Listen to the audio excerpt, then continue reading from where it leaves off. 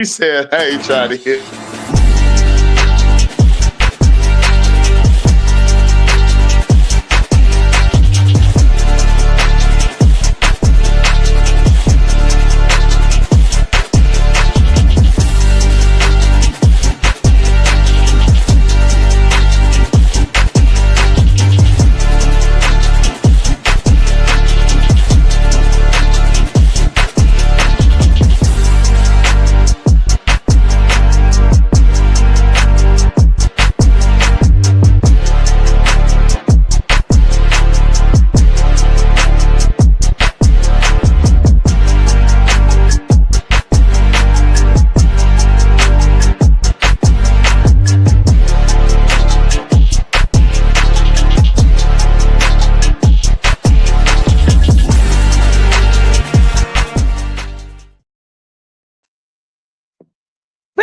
What is up with the squad? It's your favorite auntie when I go to Tennessee. I'm in the building. Y'all know what it is. We got welcome to HDI TV. We got Rob the Man Media, Mr. Shake My Hand. Y'all say less, mean more, because you know what? We what? You rock it with your face. Let's get it. We set a record. Y'all hear that opera? Rob, what's up? Hey, we set the record. It's football season, baby. Let's go. We here with it. Let's go. FSU, what it do, what it do. Let's get this thing started. I'm gonna keep it a buck. What's up with everybody in the chat? I came in and I said to the nephew, I said, HD, what's the topic for today? He said, lay it down. I wanna know. I mean, he popped up. You had a smoker jacket on, laying down, kick back. You know what I'm saying? All he needed, he just needed a little something on the rocks. You know what I'm saying? My nephew say, are the New York Liberty done? Liberty. I was stunned. Liberty. Do y'all think the New York Liberty are done? Come on, let's talk about it. Let's talk about it. Steve, what's up? Man, New York. Hey, you know what blew me about that game last night was they had mismatches all across the board. When they went to go post up, they was in control of the game. When they start shooting threes, it just started looking wild, flagrant. Like, y'all got all this size on the floor. They got all these baby guards, and y'all just stopped going to the post. Y'all was dominating them, man. That don't make sense. It's crazy. But I'm gonna let HD because HD ready to go town on them. So I'm gonna pass this thing over to HD because I got some real thoughts about it. But I need to know where is that coming from? Where is that coming from, nephew? What did you see? Man, specifically Phoenix or is it New York? Let's go. I think. Look, I told y'all again. Thank you, Mario. That's why I love you, Mario, because you be here every day. Every time we ready to call smoke, you come here. You know I'm on my diabolical, the real diabolical. So first off, this is what happens. Stewie, I really believe when I saw her post-game press conference after the game, and she said the same things I said when Kennedy Burke said something. Like, I wanted one a week ago that Kennedy Burke came up on Rob, and I showed the tweet of the message. Stewie sounded just like that. And I remember HD said before the season that y'all don't have enough versatility on the defense. But you know what everybody told me? Because everybody, they know basketball. They like, HD don't know nothing. What they do is they like to unsubscribe from me because they like, I hate HD. Then they go over here and they hear the same thing from somebody else. And then they want to come back and just watch. They don't want to type nothing in the chat. They just want to watch. Y'all don't have no defense. Caleb Thornton and Laney Hamilton, I stick by what I said. Y'all missed them. They were your versatility. See, what they don't understand, Rob, they don't understand about, let's say football, since college football back. When you have a lockdown corner and you take away the number one option from a quarterback who can only go to the number one option, trying to make it hard for them to operate, right? Trying to make them hard to operate, right? So now Now that Lainey Hamilton, right. Now that Lainey Hamilton isn't there to take out like a Momo or guard even a Kai Copper. Now that Thornton ain't there to help with Satu's size, because Satu got hot in the second half. So like I said, it kind of makes you look like, man, how are we going to stop all these shots from just ringing everywhere? How are we going to stop AT from doing her bully ball? How? Because now you got to depend on Johannes. You got to depend on the Rebecca Gardners. You got to depend on those defenders now. And guess what? They not good at a matchup against Mercury. And who are they matching up with in the first round, Rob? If it ends today, I'll wait. Phoenix. Oh, with Phoenix, right. And then JJ like to play what? 6'6" or 5'6"? I want you to speak because you're the coach and everybody respects you. Does she play 6'6" or 5'6" last time I recollect? They don't respect me, man. I come up here and tell you everything right, and they gonna tell me it's wrong. Okay. So like I said, 9.5. That's what she do. 5'9.5. Okay, thank you, Auntie. Thank you, Auntie. Cocks up right now. You just seen. Spurs up. Let's go. Yeah, Cocks up. We hard. Lenore Sellers on the ground. But let's stay right here. Let's stay right here about where they would end up. Phoenix, New York, right? But New York would have the home court, right? So 2 in New York, 1 in Phoenix. But this ain't no layup. Mm-hmm. This ain't no layup because if they get us around, you know what I'm saying? Indiana's only 2.5 games away from them.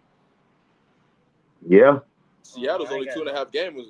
2.5 games. You can say that, but the way New York looking. And look, New York is looking like boo, boo, boo. I'm not saying that you're wrong. What I'm saying is I don't know that it'll be Indiana, but yeah, something could still happen. Look, my thing is this. You lose those defenders, you can't hide those shooters no more. Let's say Sav came back. Is Sav going to guard Momo? Is she going to stop Sammy Whitcomb? Is she going to stop Lexi Held? Is she? Because in the word of Rob, it's like, is she going to do it? Because look, Sav, greatest shooter I've seen in a long time. Give her little flowers on that. But she's not a two-way player. I told people this. People want to get mad. She's not a two-way player. She's okay. She's like below average defensively. If her shot's not going, she disappears. Yeah, she can give you some assists. But when you're going against a team like Phoenix in the first round, or hell, even Atlanta, you're going to struggle with those athletic wings and those guards. You don't have anybody to stop the athleticism. If you would have done what you were supposed to do, which was protect Kayla Thornton, but hey, you let her go to Golden State. Now she's hurt, but still, she could have been healthier because you would have had more versatility and you would have had more players to sub in. Well, so here's the thing. Go ahead, Rob. Go ahead. Then I got a question for y'all. Yeah, New York is hoping that Atlanta falls to that 4th seed and Phoenix goes to the 3rd seed. That's what they're really hoping for. Yeah, because Ron Howard. Ron Howard. They right there with that. Yeah. But when you look at New York's next 2 games, they play Golden State. You know what I'm saying? They ready to D up something, and then they got to play Seattle. That's their next 2 games. So when you said at 2.5 games, you lose those 2 games. It's a must win against Washington. You got to win these last 4 games. Do you think they can get that? Because look, Washington they still got some athleticism that they have struggles against. Washington, who are you? Washington's done. No, I'm saying they're done, but they're not playing for nothing. And those playing for nothing teams could just wake up one day and pop you in the mouth. Because New York. Maybe they still got one more of them in them. But the other night when they walk around about 19 points. Oh no, Golden State. No, but Auntie, they walked in the Lions den. Veronica Burden and it was ready. But Veronica Burden, LA, you know what I'm saying, lady, they was all like this. They was like, hey man, y'all ready to cook? They already had the charcoal. They had the grill out there. They had the charcoal. They done put the gasoline there, put the lighter in there. They was like, hey, this ain't no drill. What Cat Williams say? If they should have ever come in here, oh yeah, it's up. But I got a question for you. for both of y'all, actually. Do you feel like New York, and I know that Kayla Thornton ended up with the injury this year, right? She ends up with the injury. But do you think that New York has some regrets that they bet on Sabally and not Thornton? Right? Because I wouldn't necessarily say that. It comes down to health, right? You take it for granted until you're in that situation. Right. But also at the same time, Auntie, you could have went and replaced those people you let go. You could have went and got some more versatility at the wing and at the guard position. You could have grabbed somebody. But no, they came in there thinking, okay, well, we got Rebecca Gardner. Rebecca Gardner, she's cool, but she light in the ass. I could just push her with my finger. She fall over. And then you got Phoebich. Phoebich is cool, but Phoebich, when she goes against a big wing or a four, she struggles against those players because they're either too big, too wide, or they're too physical. She's good against the two and the ones because she's long. So they should have got some more versatility. You know what they make their mistake at with Gardner? They should be having her on the ball guarding the point guard and not trying to guard. Correct. That's what I agree. A mistake. She's more disruptive when she's on the ball defenses versus off the ball. When you got her playing off the ball, she's always gonna get beat on backdoor cuts, or you can post her up. But if you put her on the ball and you tell her, hey, just go guard her, she can cause real problem, real hell. So that's the real mistake that New York making. But they ain't gonna fix it though. Hey, y'all run them likes up coming in for us. Hit the like and the share. They both right there. 5 of y'all share this thing out. Share it in the chat so they know what we talking about. Let's go. Share it to your mama, your kids' mama, your kids' daddy, your cousin, uncle, grandmama, daddy. Send it all to them. Share it. All of y'all, everybody bring 10. What are your thoughts on my last two comments when you get a chance? What did you say? I missed it. Rob, HD. What team that's barely over 500 that's going into the playoffs? Should the top seeds worry about that? Could possibly upset them. The Sparks, if they get in there. Who else? Anybody at 7 and 8, I think whoever makes 7 and 8 could be a potential upset depending on who they matching up against. Health is gonna come into it, but I think length of defense. What y'all think? Anybody that's matching up against the Aces, I ain't worried about them. But anybody that's like Minnesota or the Dreams, that could be a possible upset for real. I say the Dream more than the Lynx. And I think the Dream more than the Lynx, but both could get up. I think the Lynx gonna get beat in the second round. I just think that matchup with Phoenix, if Phoenix can get out, if they can stick to that 4th seed and they win and get to the second round, they gonna beat the Lynx because they match up perfectly with the Lynx, like with length, size, and they got people on the off the bench too who can match up with their bench players. And the Dream, Ryan Howard is a problem like for them. And I'm not talking about problem as great as a worse problem. So if they go against, let's say, a Sparks or a Valkyrie or somebody, or even the Fever, they could get knocked out. And if the Lynx go against, let's say, I would say the Sparks, but what made me upset about the Sparks, they waste Rakia, and I finally figured it out. They have a big Kelsey Plum problem. And this is the problem. Kelsey Plum thinks she's a superstar, but her game is role playerish. You know what I'm saying? You ever been around those people who think they the girl or they the guy? They think they her or him, but they really just Shelly and Jim. They not him or her, they're Shelly and Jim. So her the other night they lost because Rakia never could get the ball. And Rakia is a rhythm player. If you let Kia get into a rhythm, she's going to destroy you. She's going for 30-some points on you. And they wouldn't let her get that rhythm. And then I didn't like how Kelsey Plum at times, like, when she's not in it, she lacks on defense. Offensively, she gets frustrated. She starts arguing too much with the refs. So if they can be locked in and they feed Kia, I think they could give the Lynx problems and they could give the Dream problems. And if the Valkyrie if they could do what they do, like leave LA out there, I know they like Rupert, but I want to see more LA in the post because LA is basically more versatile. She can guard the perimeter and she can guard the post. They could be dangerous for the Lynx because the Lynx don't really have that much flexibility in the paint. Because look, Elena Smith is your grandma. Shepherd, she's hit or miss. And then Maria, like Cheryl Reed pulls her every 2 seconds if she's not giving them no offense. So they could be a problem for the Lynx. And the Storm, like I said, I know people don't like the Storm. I don't like their ass at all. I hate them. But if they play against a team like the Lynx with the veteran they have and they all click for those 2 or 3 games, they could knock off the Lynx too. They could be dangerous. So it's a lot of teams that are dangerous at the 6, 7, and the 8 seed. That'll give the top two problems. But the Aces, no, none of them beating the Aces. Here's the thing though, Aces in 2 right now. So they ain't giving the top 2 no problem. Aces in 2, they might get 1 a problem. But I don't know whose people that is. I don't know you. I don't know. I was about to ask HD. That's I'm about to ask HD. Is that his, I don't know that. What's up? Oh, you talking about the Valkyrie? Oh yeah, Valkyrie.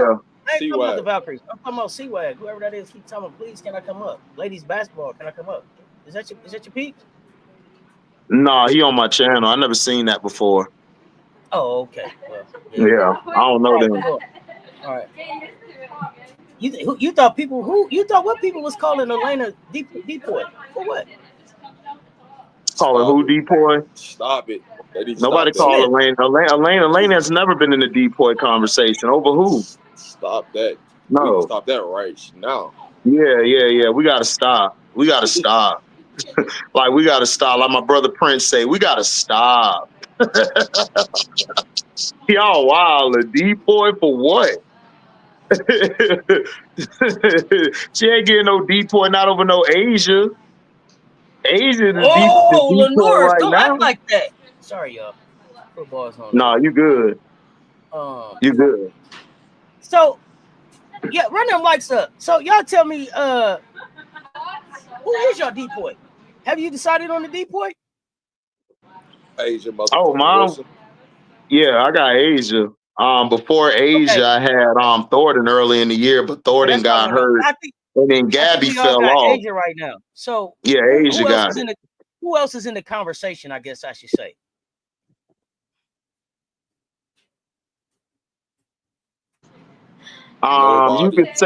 You could say a distant second to like AT, but that's not even concrete. That's not even concrete. So you gotta really look at when you really watching the game. It's like don't nobody really stand out. Like yo, they out here no matter what the matchup is. They out here just getting it. I saw Asia dominate the whole second half defensively. Just defense. Just if you just take away her offense, you could literally see her take the game over defensively. Whether it's guarding the perimeter, guarding the mid post, guarding the wing area, she does all of it. Like it's incredible. I'll give Gabby Williams. I'll give you that one. Gabby Williams, she's been playing. Gabby, but I like Gabby, but here's my issue with Gabby. If Gabby didn't have the steals that she had, I don't think she would even be in the top 2. I'm not even gonna hold you because I've seen her get cooked like on a weekly basis, and then a lot of times. Gabby, I don't know if she's interested or disinterested. I don't know which one is she. You know, I'll put in this conversation Citron. I'll put Citron in there. Yeah, I'll put Citron in there. Yeah, I'll go with that. I agree. So I'll go Asia, Citron. Gabby Williams, I don't have to put third because I don't see nobody really else. I'll put a third. Like, look, if Seattle didn't fall so hard after the second half, and then her defense wasn't really there, I would have put her in the top 2 and fighting for that decoy. But yeah, I haven't liked how she played in the second half of the season. But I would put her there. Hey, C-Wag. So I'm gonna just tell you to just chill out right now. C-Wag ain't bothering me. What happened? Talking about I'm mad, 5-4 mentality. I know who I am. I mean, don't none of that bother me. I'm up here, you down there. Okay, C-Wag. Here's the thing. Here's the thing that I know about C-Wag. With all of that, you should have left him there. Because with all of that they just said, if you go back at the beginning, they were begging to be up here with me. Please, can I come up? Please, I want to talk. Don't bother me. You just show who you are within 3 minutes. It bothered me. I'm good. I got you, nephew. Yeah. So listen, I got a question for y'all real quick. Games. And that's what I was going to ask you. Is Dejanay not in the conversation this year because she hasn't played enough games, or did you see a drop off in her defense? I'm gonna be opportunity. I'm gonna be real with you. That's what I was asking. Why do you think she's not in the conversation? I don't think she's played enough. I'm gonna be real with you. Yeah. If we just talking like Dejanay to me is gonna be a top 2, top 3 defensive player of the year every year. It's just like she didn't play enough though. Like look at the beginning of the season. Like her and Koklanes didn't get along, and then they benched her. That didn't give her the opportunity to actually show how good or great she is, which we know she is, because look at when she's in there, she makes an impact. To me, she's their best defender just by stepping on the floor. She is. Like, look at it, the last against the Sun, and then in the Mercury, not the Mercury, was it the Mercury they played, or the Seattle game when I felt like in the Seattle game, Cheryl Reeve left her off the floor too long, because when she was in there, she made an impact defensively, guarding Skylar and guarding Gabby, the ability to switch between them and guard Slim, like because she got a motor just as much as Slim do. She's physical, just like Slim is, and she knows how to she knows how to position herself in position where the refs not seeing, where she could throw that shoulder, knock them off their path, knock them off their dribble. And I feel like Cheryl Reeve left her on the bench way too long that game, but she didn't have enough opportunities. If she would have had the opportunity like she was supposed to, she'll be in the conversation, because I think she's the best perimeter defender, or one of the best, because I don't want to disrespect my dog Jackie Young, because Jackie Young I still think is the best perimeter defender in the league. She say she's in that top 2 or 3 best perimeter defender in the league, like hands down. It's a mix. Let me ask you this. Because I got a good number for that, but I'll give you that. Go ahead. Do y'all think it's? I see Anthony asking this question, like, does the depoy usually go to like a rim protector like it does in the NBA? No. In the WNBA, it seems like sometimes it go to like whoever got the most rebounds or something is what they be trying to call it. Right. I'm not really clear. What the actual criteria are in the WNBA. What's y'all opinion there? There's really no criteria when it comes to the depoy. The problem in the situation is you got people that's voting that ain't really watching the game. So all they're doing is looking at the black and white stats, and it's not really telling you who really was performing at a high level. And I see a lot of people saying Angel Reese. The problem that why Angel Reese is not in the conversation is because she hasn't played enough games. She didn't play enough. Plus, her team isn't that good. But here's the thing, though. Had she played those games, some of those results could be looking different. But she just ain't played enough games to per se to put herself in a conversation. Now, she does make an impact on both sides of the floor when she's out there. She plays good, but the issue is her team is so garbage. Like, even if she does play great, which she has this year, I still stick by what I said. I think she's played the best sophomore season. Miller and Ricky are in that 2 or 3 range, and then everybody else is after them. Their team is bad. Like, defense goes off of your team record. They love to look at your team record. That's why you had the defensive teams is mainly teams in the playoffs. That made the playoffs is mainly a lot of defensive teams. Sometimes they'll make an exception. If you're right outside the playoff, they'll say, okay, we're going to put you in here.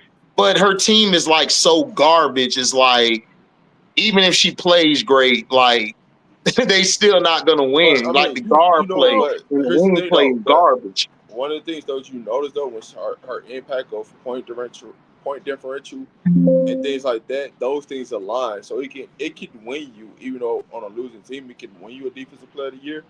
It's just she just hasn't played enough games. That's all. Jacob Plum, what's up? So, I see y'all saying the team is bad. I see you saying Angel Reese ended with a losing record 2 seasons in a row. I wasn't clear. That's not her fault. Yeah, but that's not her fault, though. That's not her fault. So my question, though, is: did Angel finish with a losing record for the second straight season, or did the Chicago Sky? The Chicago Sky for the second straight season. You know, she leads in when they 3 come over there and they say categories. the Las Vegas Aces. Like they forget that it's really the Las Vegas Aces. It's not the Las Vegas Right. Aces. It's the Las Vegas Aces. Like Right. let's keep that. Y'all push back a lot about like it's a team sport. The team did that. Right. The team did that. Right, and then plus also to add to that, Auntie, like Let me say this because I see oh yeah, my bad. Go ahead. I see C-Wag pop back up with the sorry. No, don't even say sorry. That's disingenuous. You didn't mean it. You came in here on what you was on. So stand on 10 toes and be who you was. But like I said, you was just with all of that you said, you was still begging to be up here. So make it make sense. But back to basketball. Back to basketball. I don't think that there is a minimum games to qualify for most of the awards in the WNBA like it is in the NBA. NBA is what, 65 games? Yeah. Yeah, they haven't established that. Maybe they'll do that in the CBA. Do y'all think they should? Yeah, because they're going to end up playing more games. Right. So it's going to come into a factor. Right. Because I agree with that. What you're going to do is you're going to stop all the low management bulls, the bull crap that they doing right now that ain't, you know what I'm saying? Yeah. It just, for me, when it comes to the scheduling piece, I look at it like this. For amount of games that y'all play and the way y'all construct the schedule, y'all can have a lot of days off and don't have to play back-to-back games. That's on y'all that y'all doing that. Y'all truly don't have to play back-to-back games. What? Black people annoy you, man. Get out of here, bro. You in the wrong spot then. Go ahead, Rob. Bro, I don't even know. That was weird, wasn't it? Yeah. They say cool. It's hard to hear, Rob. No, it's cool. He banned for life. He on the ban tree. Nigga, you ain't gonna tell me black people annoying, bitch ass nigga don't come around because I'm gonna annoy your ass. Go ahead, Rob. That's nasty work, man. But that's nasty work right there. That made me lose my train of thought. All I'm finna say now. Go ahead. Yeah, you take your time with it. If black people annoy you, don't come around me because I'm gonna annoy you even more. No, okay, I know what I'm saying. So yeah, back to the schedule part. The problem I got with the WNBA schedule is they're just doing that a disservice to themselves with the scheduling piece, with the games and how they spread them out. Right? Think about it like right now, right? The Aces had a week off on the backside. Minnesota, they had 3 weeks in a row where they only played 1 game. But y'all couldn't give them more days off during the All-Star break. But then you got to play back-to-back. Like, that's the thing I'm talking about, make it make sense for a scheduling piece. What they could have did on their end, did a lot of different things to benefit the teams, where they had a nice balance in the schedule. And that's something they need to clean up. What's up, Banji, baby? What's up, Montrese? Yeah, Mario, I agree. Seattle has no consistent perimeter defense. They don't, but they're a veteran team still at the end of the day. If they all say, man, look, let's lock in. You just saw them against the Lynx. If Skylar and them just lock in and everybody on one accord, they don't miss a beat, they could possibly upset the Lynx. And I know they definitely can upset Atlanta. If they could play one of them 2 teams, they'll have a chance. But anybody against the Aces, you're not winning that game. Y'all can keep talking about we flat against the Lynx, all that. The Lynx beat us. We'll take all that. We'll see y'all soon. We'll see y'all soon. Let us know. Cause see now y'all finna have to play us how we had to play y'all. We gonna be rested up for a week, ain't did nothing but think about beating y'all ass. Well, y'all got about 3-4 games before y'all get ready to see us. Ain't no excuses. Just keep that same energy. Yeah. Just keep that same energy because we coming. 115 in the chat. Make sure y'all running them likes up with the like and the share. They both right there. If you watching on another platform, pop over on YouTube and give all 3 of us a follow, just like our names say. That's how you follow us. Let's go. Yeah, keep that same energy. All right, man. That's the problem, man. Everybody ain't standing on 10 toes. Ain't standing on business. They ain't standing on business. If y'all saw hot takes, I'm on fire For the rep. What's up? What's up, MDT? What's up, MDT? Yo, let's get it. Stand on business. Hey, listen, if you gonna put, because here's the thing, if you gonna put something in the chat, don't think we forgot. Come on, South Carolina. I need y'all to beat Virginia Tech ass. So when we play them, we'll beat their ass too. Oh man, we gonna cover the spread by the fourth quarter. Don't worry. We gonna cover the spread by the fourth quarter. Faison, you gotta get going, homie. Gotta get going, homie. King Lion Crown, you back with your soft ass after we cooked you and your members over there? You back on your burner account? I'm talking to whoever the fuck got something to say. Right, exactly. Nigga, who is you? Here's the thing. Only hit dogs holler. Right. So talking about stand on business. And shut your ass up. We say whatever we want. We stand on business over here. Yeah, with your little crybaby ass. Who are you talking to? Right. Like you tough or something. It's always, when they teams start losing, they don't want to take credibility, right? They start blaming everything else around it, but the person needs to be blamed. Don't make me cook you, King Lion, because we cooked your little partners the other night, and they still ain't coming out talking. They was talking all that sneak this, and we addressed that shit. They was scared to hit the link and come see us. So you better keep that mouth shut. King Lion, better keep that mouth shut. I don't give a fuck about what you told me. I said what I said. Fuck about what you told me. I said stand on business, like I said. I'm not gonna go back and forth with you about that shit. I said what the fuck I said. Hey, you up here talking? Y'all just lost a goddamn game. Y'all was up 21 points on, and you up here talking about goddamn links? Come on, got y'all ass whooped, man. Yeah, you gonna brag about the Connecticut Sun. Y'all gonna brag about the Connecticut Sun. What's crazy is y'all remember King Lion. Y'all remember King Lion Crown was just up here on Friday on Hot Takes, right? Right. Y'all remember? Didn't they pop up? When they one of the ones popped up? Y'all remind me. Is Parker Ties? Parker's Ties should be coming back soon. Yeah, they're gonna try to play in the last 2 or 3 games of the season. Don't worry about that. Yeah, don't worry about it. That's what I'm telling you, man. We locked in, man. Don't even worry about it. All I know is, man. Hey, man. Listen. All I know is, man. We need two players. Any League fan out there that want to come talk about asking that? If y'all remember King Lion Crown up here on Hot Takes on Friday, and what I want to know is, was the energy the goddamn same when they were up here? Had the way they talking in the chat. Yeah. They're saying I'm not a Lynx fan. Yeah. So what are you? What's up, T. Carmella? What are you responding for? Hit dogs holler. If it didn't apply to you, what you say something for? That's what I'm trying to figure out. Because it applied. That be that tender ass shit I ain't got time for. Tenderoni, huh? If it don't apply to you, what you typing about it for? See, it ain't about what people call you, it's about what you answer to. Facts. Y'all make it make sense. They can't, man. They can't.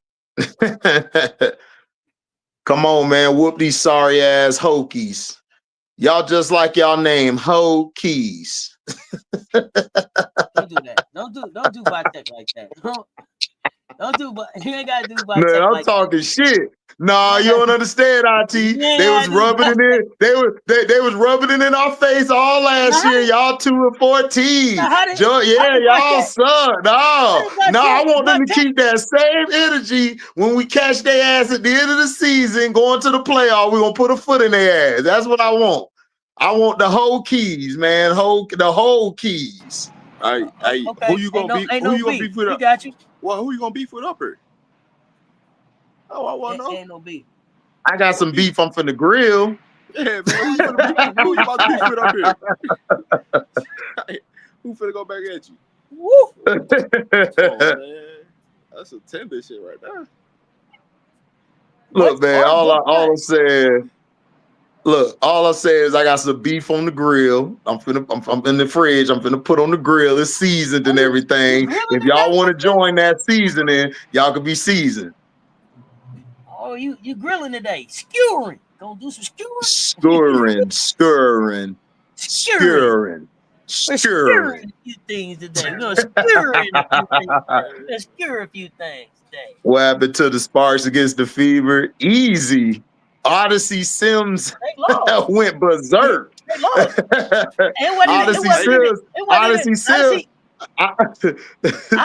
Odyssey went off, and the Sparks went away from Rakia. But the Sparks' problem is they defense sitting on the bench. You know what's crazy? Their defense is so trash. Let me tell you something about the Sparks. They need to let Fago up off that bench for some defense. Rakia can easily be deeper if she really lock in. But she not on the team where you can lock in defensively. Their coach ain't a defensive line minded coach. The assistants ain't defensive minded like that. Like Rakia would look, let's just be real. The Aces should have grabbed her for that wing position. She'll fit that wing position perfectly for the Aces. Like she'll lock in with a player like an Asia around her, or if she played with Angel, or she played with somebody with that mindset. Hell, she could play next to Stewie and she'll get that okay, I want to play. They don't have no defenders on their team outside of Sweet Baby Ray and Cam. They ain't got nobody else. Baby Ray-ski. It's just them three. And if them three ain't really like, if Rakia don't feel like it that day because she be like 2 seconds from punching Plum every game. And then Sweet Baby Ray, they just be messing with her minutes. And then Cam, she's still trying to get back into Cam Brink form.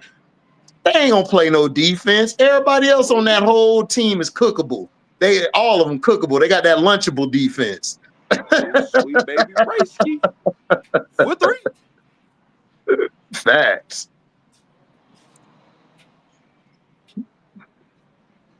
Sims, Odyssey went off. Odyssey went off, but their defense is on the bench. So HD, when you look at the standings right now, right, it's pretty much Atlanta and Phoenix is tied between second and third. Atlanta has a tiebreaker right now. Who you think finished? I thought the Aces got second. No, the 3 and 4 seeds, the 3rd and 4th seed. Oh, 3 and 4, okay. Yeah, no, the Aces fine. They're in the second seed. But when you look at Atlanta and Phoenix, they're pretty much tied for the 3rd and 4th seed. Who you got finishing? Because Atlanta has a tiebreaker, but who do you have finishing as the 3rd seed? Who you got finishing as the 4th seed? I think Atlanta finishes as the 3rd seed. I just think Atlanta's problem. They can't close. Atlanta thing is they play good against the lower level teams. Because Ryan, if you look at Ryan's stats are good against like the 7 through like the 6 through 8s and the 9 teams. But anybody above that, she's horrible. Because I think we went through it one of the nights. I think somebody came on my panel. They showed it. They Ron Howard was I think somebody, I forgot who said it. Ron Howard's stats against some of the top teams from 5 and up is terrible. She's 20-some% this season and she's 30% from the field. She's garbage. But when she plays against them sorry teams, she be balling. So they got an easy schedule the rest of the way. You know why that is? Because people hey, bro, we're not going for the bullshit. You got to come show us their work. All that work you be running around and you be jacking up all these shots and they look pretty. Oh no, you think she's kind of jealous that Gray's getting a lot of the MVP nods? No, what it is or Asia. Here's the problem with Ryan. Every time they get to play a big team, she wants to show that she's number one. In those type of situations, when she should be letting Aaliyah Gray and play off Aaliyah Gray. Yeah. That's what the problem is. Yeah, because she's not a number one to me. She's not a number one. She's more of to me, she's more of a supporting role player. That's to me what she is. And then I want her to, when she plays in that role, they're a lot more dangerous. I want Aaliyah, and I know people ain't gonna like this. I need Aaliyah to be the volume scorer and shooter of this team because the more she shoots and scores, the more Atlanta chances of winning goes up. That means everybody else can get easier shots. That's from what I've been seeing this year. But when she plays in that, I'm gonna take a back seat because I don't want to hurt Ryan's feelings type of basketball, then they lose. Passive aggressive. What that Yeah, I hate it. I hate that shit. I hate it. Yeah. Like I like that aggressive shit. Like I like that aggressive shit. Like I be yelling at Angel sometimes. I'm like, Angel, I don't care. I don't care if you miss 500 layups. Go for it. Like as the game goes, you get better because you're going. That's just your motor. Aaliyah Gray got that. Ryan Howard, like whenever they play, it's like she say, I'm gonna just back up and let Ryan take over. Like I don't want. It's like she's trying not to hurt nobody's feelings, and I need her just to say. I just need her to have that Skylar moment because remember, Skylar was her vet. I need her to go talk to Skylar. Skylar need to tell her to come out there with the messy bun one day with the goggles on, and she just need to cuss everybody out. Man, give me the fucking ball. If Alicia do that, listen, they winning it. I don't care what nobody say. They finna beat some teams. Well, but that's the problem with Atlanta, though. I think sometimes by default, depending on who get the rebound, Alicia just goes and runs to the corner. Yeah, it's like, and it's like, bro, why you just take off, just go run to the corner, knowing that the ball ain't finna come to you. They're not. If you run to the corner, that ball's going to Ryan Howard, or it was going to be in Canada's hand when she was healthy, right? Mm-hmm. Yeah. Now it's still you run to the corner and everybody else is touching the ball, and you might not even touch the ball in possession. I don't even know how you go through a whole set and you're not touching the ball. Like that make sense to me. Yeah, I don't get it, man. It's Aaliyah Gray, I think, and because I am a huge fan of Aaliyah, I think people forget how great she is when she actually, like, that greatness name that she got out there. She's really greatness. I think sometimes she forgets how great she is. Like, I think that happens. Still, she's still a phenomenal player to me. I just think she's one of them players who doesn't know how great she can be if she actually just says, move out my goddamn way, let me do this, because I think it'll do more wonders. Some players who do that, they got that mindset, but they ain't got the skills or the game to back that up. She got all of it. She got the handle. She got the defense. She got the 3-level scoring. I just think that to me, her and Ryan, I understand you got to split that apart. One of them going to have to go in order for the other one, to me, to actually have to take that next step. Because Ryan thinks like, I could just do whatever I want because Alicia ain't going to say nothing. Alicia, like, I'm not going to do this because I don't want to step over Ryan's toes and make her, because I feel like I think Ryan's confidence I think hers gets shattered a little more than Alicia's does. I think her confidence is easily swayed more than Alicia's is. I just think Alicia's just being nice, saying, I don't want to take the ball from a lot of people on the team hands. Whereas Ryan is like you said, I got to prove I'm number one. I'm the best player. And a lot of times when her shot isn't going, I think she loses a lot of confidence easily. No, Ryan, because she's the number 1 overall pick, she's trying to prove that she's the franchise player over Gray. That's what she's trying to do, right? And sometimes it's like, hey, listen, everybody develop at a different rate. It's just Aaliyah Gray, it just kept going up, and you're plateauing out. Right. Because you haven't added anything in your game. You ain't working on trainings to add anything in your game. Mm-hmm. So you, from your standpoint, you actually being selfish in a moment because, hey, it's at some points, it's just somebody's season. Just, you know what I'm saying? Like the Aces went through it, right? On the first Myth, should you bet? Hold on real quick, Rob. Should I bet the Kelsey Mitchell over 20.5 tonight against the Valkyrie? I don't know. I wouldn't take that. The Valkyrie tough on defense. Where they playing at? If they playing in Golden State, hell no. It's in Golden State. Oh no, I'm not doing that. That's a trap. But you can keep cooking, Rob.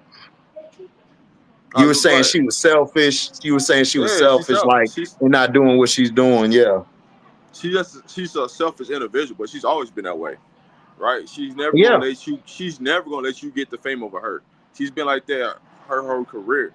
It's just people just starting to notice it at a different level in Atlanta. So it is what it is. Yeah, she hasn't put 21 points on Golden State all year. Now she been cooking in the last 4 road games though. She's put 21 points. So Yeah, she But has. you also have to remember the first 2 times they played Golden State, CC actually played in those games. So there ain't no CC this time. So hell shit, I would go for it. I would I mean, Golden is because the thing with Golden State, they got the perimeter defenders to guard her. But then you got Odyssey Sims. So yeah, I would go with the 20.5 over. I would do that tonight, Myth. I would go with it. I'll do 20.5 over. You gotta think about it like this. Kelsey Mills, she getting anywhere from 17 to 22 shots right now. Right. To get 21. The thing about it is though, she could have like 5 or 6 points in the first half and then go drop 20 in the second half. Yeah, because Kelsey Mitchell's a bona fide scorer. I told y'all, like, look, I said before the season, Kelsey Mitchell to me is probably the best scoring guard in the league. Like, period. Like, I think people forget because they haven't watched before. They didn't start watching until CC got there. Like, Kelsey before CC got there was putting up major buckets. She just didn't have a team around her, and they didn't have any direction. They didn't have really a team around her since Tamika Catchings, I believe, like her last year or two. So again, like Kelsey now has a team around her like an Odyssey Sims. Then you got Aerial Powers coming off the bench, which was a big steal, which that's when I told Chicago Sky fans, Indiana Fever watch my shit because I've been talking about Aerial Powers since the summer. So I know they were watching my shit. They've been watching all of us when we talked about Odyssey Sims should be on Chicago, all of this stuff. Chicago just don't listen because they got that Shirley Temple up there, you know, trying to get his drink and his milkshake ready. So, you know, like I said, Aerial Powers is good. And what happened to Tipson? I don't see her no more. I mean, Turner just took her spot. So, like, I mean, I thought everybody was telling me about Tipson. I told people, I'm like, I watched this girl at Florida State. But honestly, she's still out there because they're the same exact players. She's still out there. No matter how you want to look at it, she's still out there. Yeah, but the thing is that's what I'm saying. It's just the last name change. That's all. But she's still out there, you know. But they're still out there, right? Hey, KK, you hit it right there on the head. Charles do be out there locking people up on the perimeter. The only issue I have with that is I feel like Phoenix should have never waived her. But when she did get waived, I don't understand why the Aces didn't pick her up because she's a perimeter defender that she could have did some work with the Aces. I ain't gonna hold you. We could have used that. Yeah, because Aaliyah Nye, you're starting to see it. What I told people in the draft, I was like, Aaliyah Nye, if her shot's not falling, she don't do nothing else for you. I said that. That's what I was saying. I said that began. Yeah, she did that. I was like, hey, that's why. Hey, listen, if Steph was on here right now, she would. I tell you right now, I text every time they play. Hey man, why the hell is she on the floor? I'm in here. I'm just listening to y'all talk. I'm here. No, I'm talking about and then Aaliyah, why she out on the floor? And then Aaliyah Nye, people forget, Rob, in the tournament, the SEC tournament, and in the March Madness, she disappeared. The one who balled out was the one who balled out was Zay Green and the other girl, Barker. Those were the two balling out. And I'm surprised that the Sky dumbass didn't go get Zay Green. I would have got Zay Green. What up, Zoe, man? Hey man, come on, pull up, man. We can talk have this conversation about now, man. I love to have this conversation. What up, Prince? Prince in the building. What's up, Zoe? I am Zoe Media. What up, Prince? What up, Prince? I love to have this Prince in the building. I love to have a conversation with you, man, about Jabbar, you enjoyed the Patreon video? Which one? The one I was getting Crystal last name wrong, and I said at the end of the video, why am I calling her Bradford? It's Robinson. Man, my bad, y'all. I'm tipsy. Because you think about Crystal Bradford. Yeah, I mean, I did a Patreon video. No, because I get them mixed up. It's Robinson, the assistant coach on that team last year before they were sabotaged by Jeff P. and Sydney and them. But that's on the Patreon. I don't want to give y'all too much stuff. But I kept calling the girl Bradford. I'm like, what's I doing? Robinson. And somebody who was on the Patreon came to my chat and said, hey man, next time HD, man, I don't know about that Bradford, it's Robinson. I'm like, yeah, I know. I just kept, because they both look alike. If you look at it, they got the same shape face. They both, love what they love, man. Listen, you mess up, man. Players mess up sometimes. Shit, it is what it is.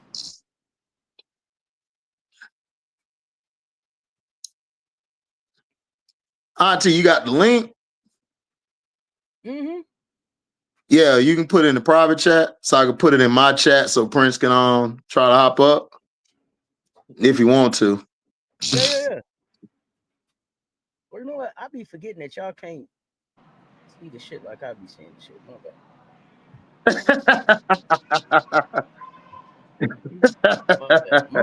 My bad. Hey, He said, y'all be. I was over listening to y'all cook, you know. I ain't even got Yeah. yet. Shout out to the Tigers for beating Dabo's sorry ass. Thank you. I don't like his bitch ass or Clemson either. We got beef. I had to shut a Clemson fan up the other day. I'm like, nigga, y'all begged us to stay. We was finna leave the ACC. Y'all niggas don't make enough money for us to leave. Broke asses.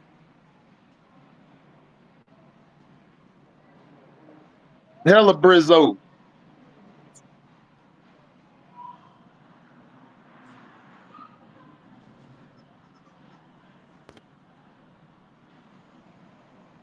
So let's back up to your original topic, which was, are the New York Liberty done? Hell yeah. Nah. How can Natasha Cloud help them turn that around? Well, from what HD said, they feel berry-ish. That's what he said. He said they feel berry-ish. He said you stick a fork in them, man. They feel berry-ish. Very Pillsbury's. Man, I got to put that on the remix tomorrow. Got to put that on the track tomorrow. Y'all so niggas Pillsbury's just had that sound going the whole song. Lil, I got your text, man. I just noticed. Political Lil. Oh, appreciate it, Lil, man. Had to switch it up on these haters. Had to show these haters I got more money in my bun than they got in their wallet. They had to let them know that shit. Political Lil in the house. Man, but yeah, I think they're done because they don't have enough versatility. Look, if Stewie go to the bench, right? Who else do you got on the wing that can carry that load? Who else do you got to come in on both sides? Because Brianna bring it on both sides. You ain't got it. You ain't nobody. The problem with them is they got 30 million different lineups and they ain't got who they really want to lock in and play. That's what the real problem. That's the first problem, right? At this point in time, you should already know who your top 8 is and who you gonna play. That shouldn't be changing this close to the playoffs, and that's where they got to figure out, right? Because night in, night out, you got this person gonna play, or this person ain't gonna play. This person gonna play, this person ain't gonna play. I want to throw 2 names out there. I think they should have kept, and y'all got to tell me. They look different, and y'all, you know, we can argue about it in the chat. I think that they look different if they have Marquisha Davis and Jalen Sherrard right now when they had the injuries, because at least they're gonna play defense and they can protect the basket. Yeah, because Auntie, I think they gave up all the athleticism. But y'all tell me what y'all think. Yeah, because look, you could have went, like, if you go your 3-guard lineup, if you could have put Cloud, Sherrod, and Davis together to play defense. They would have been able to guard the perimeter better. See, the problem is Cloud is out there on the island. Huh? You have to play 3 guards when you know they ain't gonna play 3 guards. No, I'm saying if. No, they ain't gonna play no 3 guards. Come on, we know Sandy Bragella, Brian Delelli, or Brian Billy, and then whatever the last name is. I call her Deli because she getting cooked and she getting fixed and cooked right now. So we gonna call her Sandy Deli. All right, so Deli. No, she ain't gonna play no 3 guards, but you could have ran a 3 guards set. You could ran some zone. You could have ran a man with those guards playing defense, because they would have took the pressure off of what you have with a Johannes and what you have with what's the other girl name? Becca Gardner. It would have helped them out. You could have left that on the team. The problem is New York wants to be a 3-point heavy team. They want to be a shooting team. And a lot of times that doesn't help you. What people don't understand, you have to play defense. The Boston Celtics, they shot more threes than the Lord allowed, but they at least played defense. They at least played defense. You gotta play defense. Like at the end of the day, it's two sides to the ball. So yeah, you shooting all these threes. Then they got Mieseman. Mieseman Right. is not the same Mieseman from Washington days or early on. She's not. She has lost a step. She's kind of slow, and you could keep her off the boards. All you got to do is get good position on her. That's easy money to get the boards. So if they play a Phoenix first round, I don't like that matchup for them. Here's a real question. Yeah. What are you if you don't have a post game? What are you? You said what? Or do you win a championship if you don't have anybody that can go and just go say, hey, flat out, I just want to be on the block and go get you 20? Are you a championship team? I couldn't hear you. You were going in and out, Rob. I said, are you a championship team if you can't go and throw that thing on the block and somebody can go down there and score 20 points? Are you a championship team? No, you're not. Okay. And that's what I'm saying. So that's JJ don't do that for some reason. Well, here's the thing. When Stewie comes in there talking about we not playing championship basketball, you're not playing championship basketball because y'all don't do the small stuff. Y'all don't do the little things. Hey, man, go get your ass on the block. Let's go to work. Right? But you know who she was talking to? She was talking to JJ. We know who she was talking to. She was talking to JJ. Stewie's been talking to JJ. Like, look, that's what I said, Rob. The only way you can negate not having the versatility on the wings and all of that, if JJ wake up and say, I want to be 6'9" today. If she don't want to be 6'6" or 6'9" today, she want to be 5'9.5", like Auntie said. I gave her 5'6". Auntie gave her 3.5 inches more. So I gave her 5'6", y'all, just to put that on record. Auntie gave y'all 5'9.5". I gave y'all 5'6". Then they ain't winning shit. Because if she only 5'6", then she look disproportionate with the size of her feet. If you only let her be 5'6", so 5'9.5". I just want to know. Tell me the last team that won the championship shooting threes, like nothing but threes, from the WNBA standpoint. I'll wait. None. Every team had a post game. Every team had a post that can go down there and get you 20. The Lynx, the Sparks, the Aces, the Storm, all of these teams had champion. Even Indiana Fever that time they won with Tamika and them. Tamika could go get you some buckets. So I haven't seen a team do that yet. So JJ, like I said, unless JJ say, "Look, man, this is enough. Give me the ball, 6-6 day." I see the Liberty done. I don't see them winning. But see, here's the thing. Like JJ, she one of them players. Like she like to flip the switch when it gets to the playoffs than what she played in the regular season. That's what she love to do. But my thing with JJ is, can you keep your ass out of foul trouble and stay disciplined on defense? But Rob, that's a dangerous game. I hate when people say that. Wait till the playoff. Wait till the look, man. JJ's not Shaq. Shaq could do that because Shaq could just flip it. Everybody can't just flip a switch and say, everybody don't have a Kobe Bryant on the perimeter that you could just depend on and then you could flip your switch. You can't do that. This ain't the team you could do that with. You got to be locked in from the beginning because last year, remember, they were locked in the season and then they got to the playoffs, they were locked in. I haven't seen that same locked in mindset for the whole season. But look, check out last night, right? When JJ really wanted to post up and Mac wasn't having that shit, she told the ref, "Hey man, call the goddamn foul, ref. Call the foul." No man, hey, look, she's not finna let you just post up. Shout out to Mac, because a lot of Mac been holding down that 5, man. Look, I kept telling people, man, look, Mac, y'all need to start sleeping on Mac. AT got on her ass, and Mac playing tough. Mac ain't coming down there playing. Because remember, she came back in that game against the Aces. Man, AT was like, man, what we doing, dog? Because Mac was getting punked down there. But Mac turned into Mac truck. That's gonna be problems for JJ. Because if somebody who could get up under her, that's going to be problems. And you can't go to the perimeter because Matt can come out there to the perimeter and guard you. All right, but just think about it. She don't like physicality. And so when they finally beat the Aces, right, who was guarding JJ? Who was really guarding Matt? No, I'm talking about when they beat the Aces, the year they beat the Aces, right? Who was JJ really going up against? Oh, it was Kia Stokes. Right. Kia Stokes did good. she's not a physical defensive player, right? The real physical defensive players get under JJ's skin, and she don't like that. So she's going to stay on the perimeter. So people ask, hey man, why she not down low? Because they got somebody that is physical. Just like when she goes up against Golden State, they get real physical with her. So it's easy for her to shoot that's why she hate the Sky. That's why she hate the Sky. Miller and Angel get on her nerves. She be wanting to fight them because Angel don't care. Angel like give her that bow trying to come across that lane, and then Miller be smiling and just push us. Miller funny. I just love Miller because like through everything, Miller just be smiling. She be smiling but serious at the same time. Like yeah. You know what I'm saying? I know you Miller be like this. Yeah. Can I get the ball? Oh, I ain't gonna get the ball. All right, I'm just gonna sit over here. I'm just gonna sit over here. I bet. Hey, when somebody I'm just gonna take it off.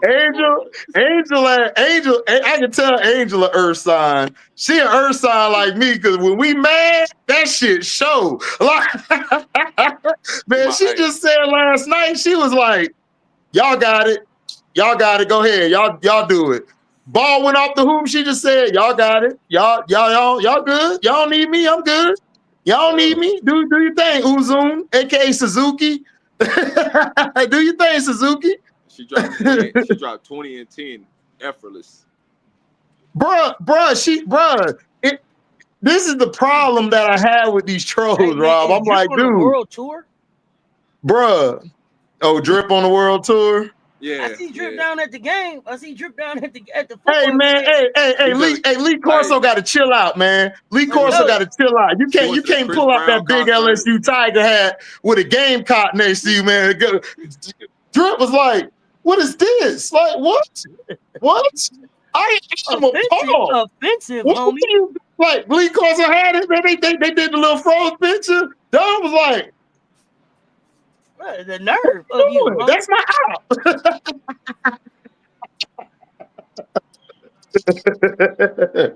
But yeah, Angel dropped 20 and 10 effortlessly, and they still say that she the problem. She the problem though. Her field goal percentage is going up. They can't use that no more, so they got to use something else. I be trying to figure out what she did wrong to these people. They still don't be having an answer what she did wrong. I don't know. I have no idea. Listen, she's had the biggest jump of any sophomore in the class. All her percentages have gone up crazy. I've never seen this before. That shit's crazy. To be honest with you, I just come to the notion of this, right?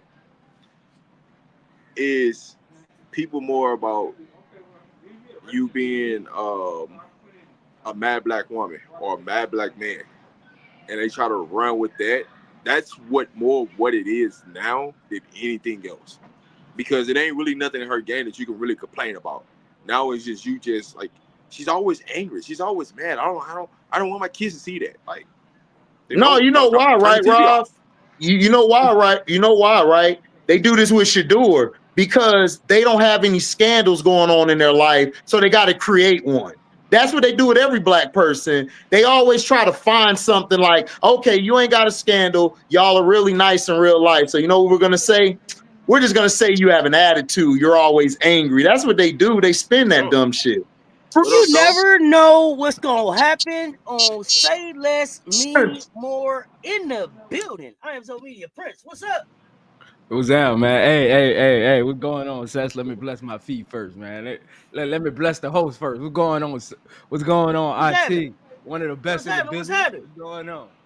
Oh, nothing. On this Sunday, listening to y'all, Rob capping, HD up here capping. Ain't nobody capping about nothing. Nye, man. Y'all got to get up. Tell me about it. Tell me about it. I had to put an APB out for a defense. I'm ready to have this conversation. Tell me about it. Tell me about it. What's up with it? I did to y'all, man, but y'all got to get. She do nothing. You know what she did? She didn't do. What she didn't do? Play with a lot of effort, a lot of heart, a lot of grit, a lot of grind. Hey, tell me about something that you want to do. No.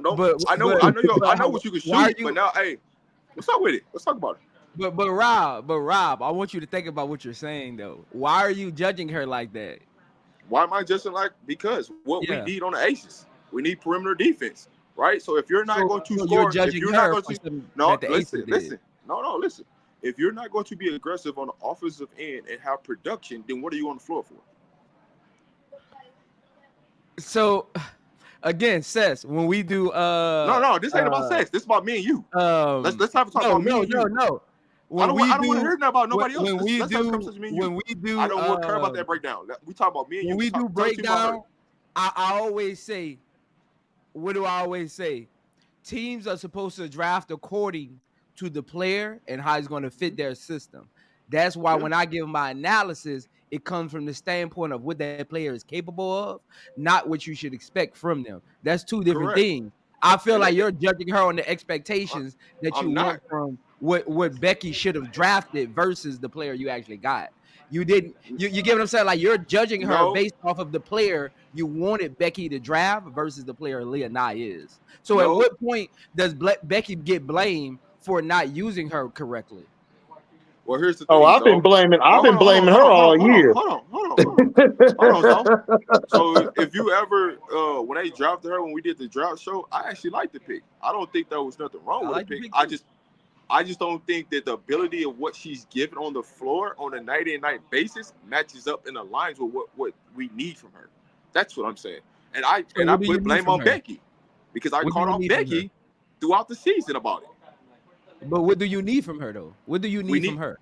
We need somebody to be on the perimeter that's locked in. Stop right there, though. That's my point, though. See what you just said, though. Where did you start that sentence? We need her to be on the perimeter. We need somebody. You didn't say her. You said we need somebody. Again, we need her. My original statement. We need her to be on the perimeter. According to what we expect from somebody else. Becky drafted her. Is up to the Aces and Becky to put the people around her to make sure they get the best out of her. Because you can't sit on this screen right now, Rob, and tell me that the Aces have used Aaliyah Nye in the best situation possible for her to succeed. They haven't used a lot of players, right? And I've called it off. So what are we talking about then? Carmelo, you know what it is. So when you say this, I've called Becky on all the bullshit. I don't know if you've been around. Why not say, but the conversation is going towards your conversation is going towards Aaliyah Nye isn't performing. Is she not performing according to the standards that you need from somebody in her position, or is she not according to the standards that she's supposed to be? Because in my opinion, Aaliyah Nye is doing everything that I thought she would do. Well, here's the thing. She's a catch and shoot player. She's a catch and shoot player that's going to come off your bench, give you 8 to 10 minutes a game. And when she's not shooting, she's not of use. But she is the best peer shooter on this team. She's doing expectedly in her rookie year what I expected from her. Okay, that's what you expected. And what I expected, right? I don't think there's certain games she should be checking in.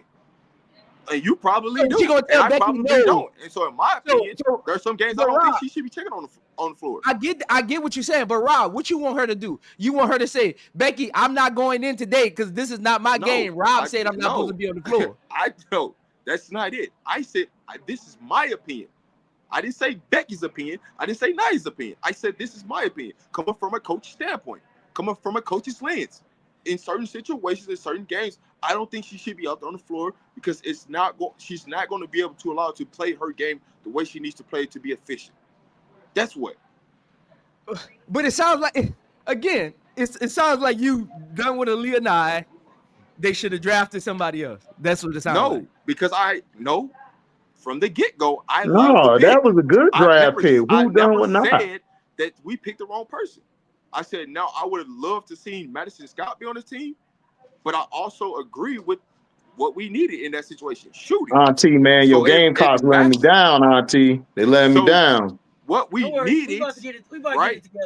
What we needed, y'all need to beat these hoes. Now we have to adjust, right? In the game situation, I don't like us going with 4 small guards on the floor with A'ja Wilson. I'm not a fan of it. So I got a question for Zoe and Rob. Are you saying, because I hear Zoe saying like she's done exactly what you expected her to do. Rob is like, hey, in some situations she shouldn't get on the floor. Me, I'm over here going, when you gonna get some defense? So am I wrong to think that at some point she's gonna develop some defense to stick as a defender in the WNBA? Let me know. That's not her. That's again. That's not her. That's No. not her go-to. Okay, so and let me tell you why I asked, because people will tell you that Steph was a defensive liability. Now he's not. He's not a lockdown defender, but he has improved every year because that's what champions do, right? If I'm trying to get to the chip, I'm adding something to my game every year. If that's what my weakness is, I'm working on that like a motherfucker in the off season, because I don't want you talking about that about like me. So when I look at Steph, when I look at players like that, like, yo, I'm going to get better. That's what you're saying about me. You won't be able to say it next time you see me. So that's what I expect. But that's not how it works, though. In my opinion, I don't think Steph got better at defense. I think he got smarter at hiding his deficiencies. I think he got smarter at utilizing the players around him. Here's the thing, except that we could go into the playoffs and we could see where Steph made 2 stops that Steph made. And what he didn't hide, Steph made it. What I think they might have been both against Memphis, right? Like Steph was the defensive difference in games. Will Aaliyah Nye ever be the defensive difference in a game? Again, though, I don't think that's her calling card. She's a big body. I think she needs to improve her IQ of how to use her size against certain defenders versus I don't think she's going to be this all-world defender where she's on the floor for 26 minutes a game. She's not that type of player. She don't have to be that. But what I don't want her to be, so I guess what I'm asking is, how does she get to not be a defensive liability? How does she IQ. not have to come off use your the floor? body? That's what I'm talking about. Because she's not going to be you look, when you get to the next level, you don't speed up. That happens in your senior year of high school, your first year of college. After that, your speed is your speed. Like you can get stronger, you can get smarter at your ball movements, but your speed is your speed. She has a certain game speed, so she has to kind of like we talked about with we watching football. Kind of like we talked about last week, Seth, with AZ. Use your frame versus your speed, because you know that's always going to be a concern or a liability on the defensive end. You got to use your body. So until she gets smarter at defense, Aaliyah Nye is going to be who Aaliyah Nye is. It ain't about her improving her defense; it's about her IQ and understanding where she is and where she isn't. Use your. If you got a big body, I'm gonna use my big body, push you into quicker defenders that are on the help side. I'm gonna use my big frame to force you into shooting over me and around me versus through me. Yeah, but she also can watch film. Tendencies of what. Yeah, but film only gonna get you so far with defense. Film only gonna get you so far. Right, but if you understand tendencies, you understand stats, it can get you way farther. Yeah, like IQ. Yeah. IQ. Okay, right, so now back up. Let's back up, because I hear you saying film only gets you so far. But I also heard Bree Hall be like, the reason I played Madison the way that I played her is because I watched her on YouTube all night. From the time we got on the bus to was time to go hoop, I watched all her tendencies. I knew where she was going before she could get there. What is that? That's IQ. That's what I'm saying. That's IQ. Are you saying? But okay, here's the thing. I can know it, but I also got to be able to execute it.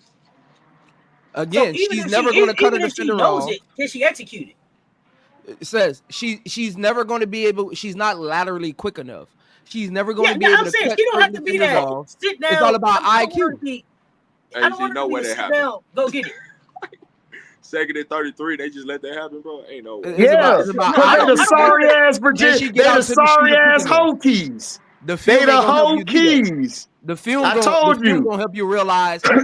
Let me not go help right here because I'm playing against a quick shooter. That's what the film is going to help you with. It's going to help you with the understanding and the nuances of how you guard certain players. But it's not going to help her be quick enough on a rebound, in an offensive rebound and a kick out. It's not going to help her get quicker getting out to a shooter and breaking down. Those are still always going to be deficiencies in her game. But for her to stay on the floor, that's why I'm talking to Rob's point of her wanting to stay on the floor. Is going to come from Becky saying, I love your IQ on defense, not the things you're actually doing.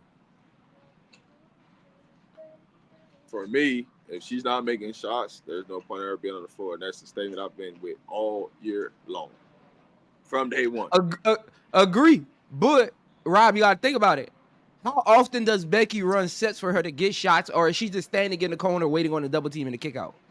Standing in the corner waiting for the kick out. That's her and Lloyd. That's what they got them doing. And this year's offense, Last year it could be different, but this year that's what it's been.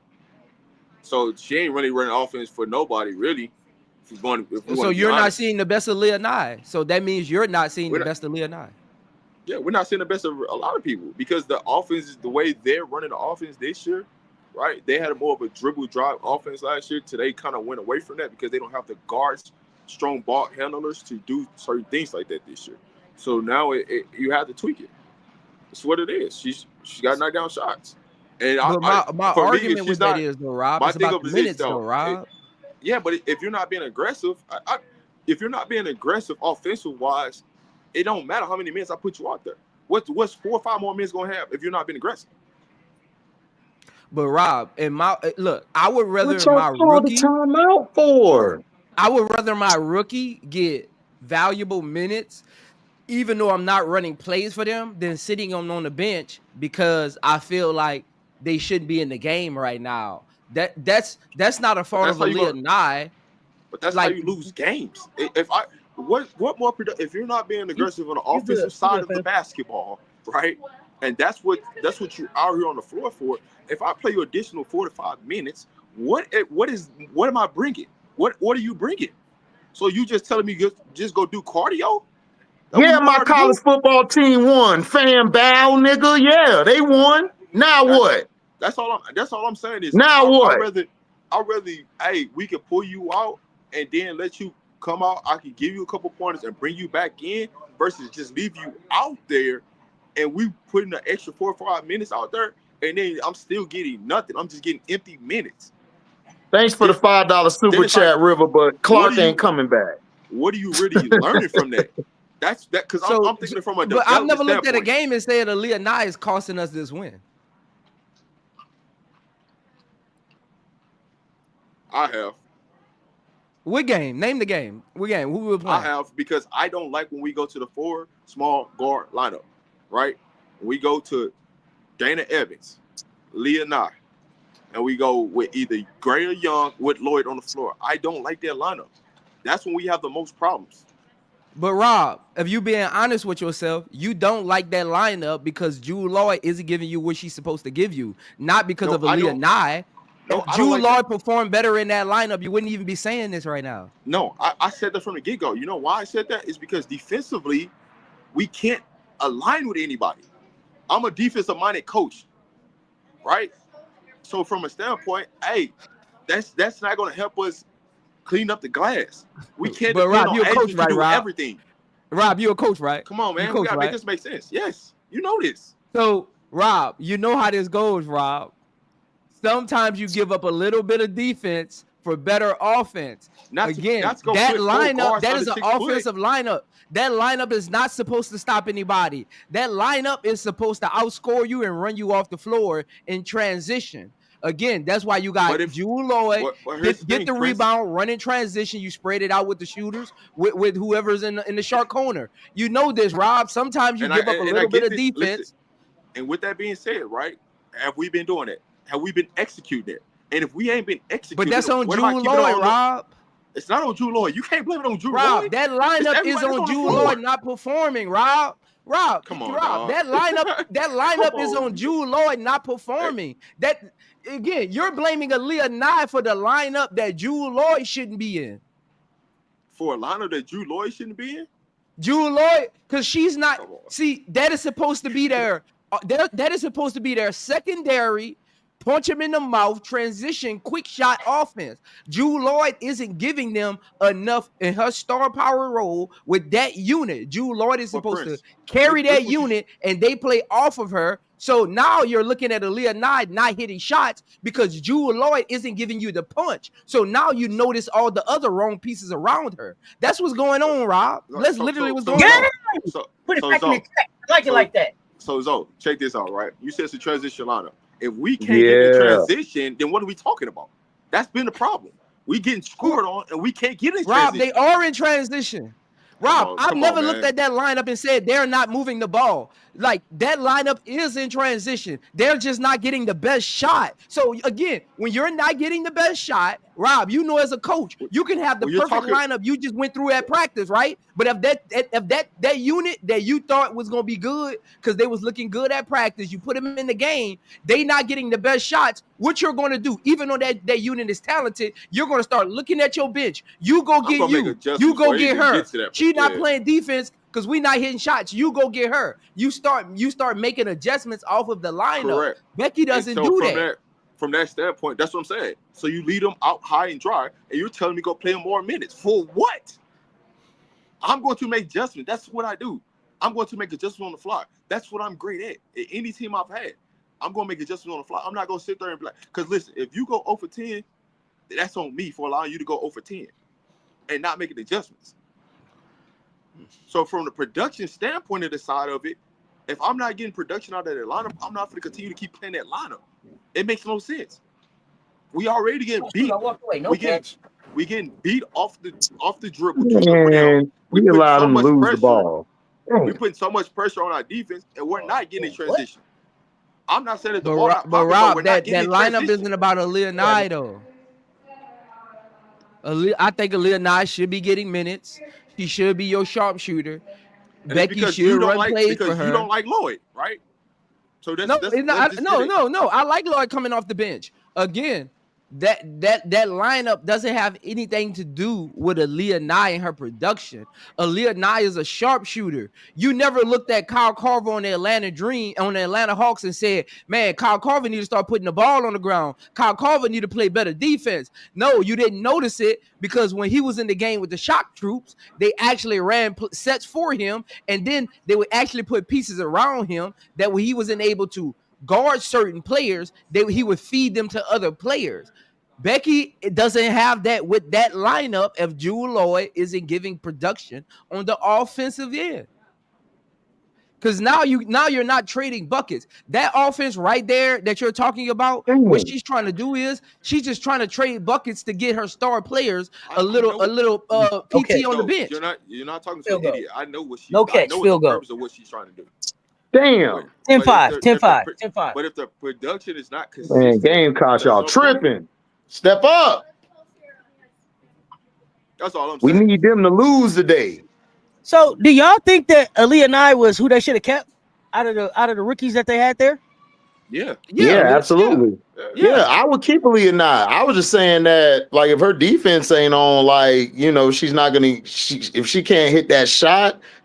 But again, like I told you, I don't like Becky. Becky done pissed me off this season because she's not really using Aaliyah Nye correctly. She hasn't used her like at Alabama how they used her. Okay, so here's my question. We calling her a sharpshooter, but she's shooting like 27% from three. So is she a sharpshooter? Yeah, but you gotta understand, Auntie.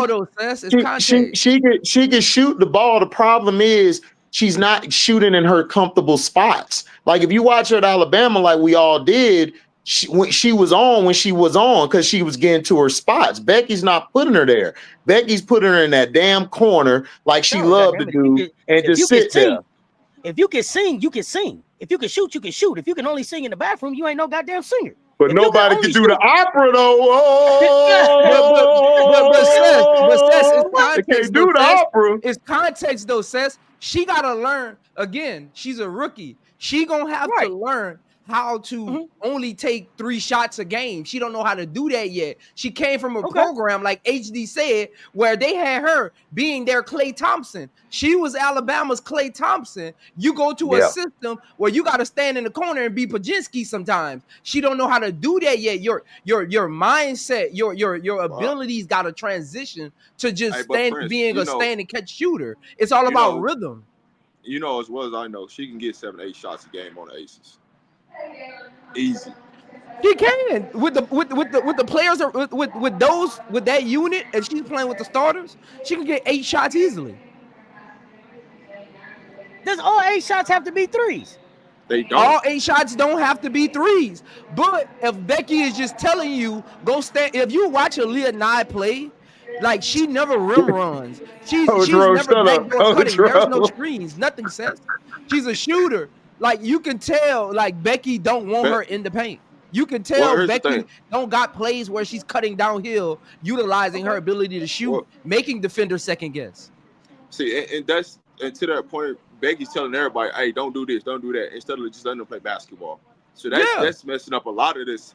A lot of this stuff come down to Becky trying to tell people what not to do instead of just letting them play, and that would eliminate the free flow of basketball, and we'll have more shots. The scoring will go up. A lot of things will go up if Becky just let them play basketball and stop trying to put them in this box.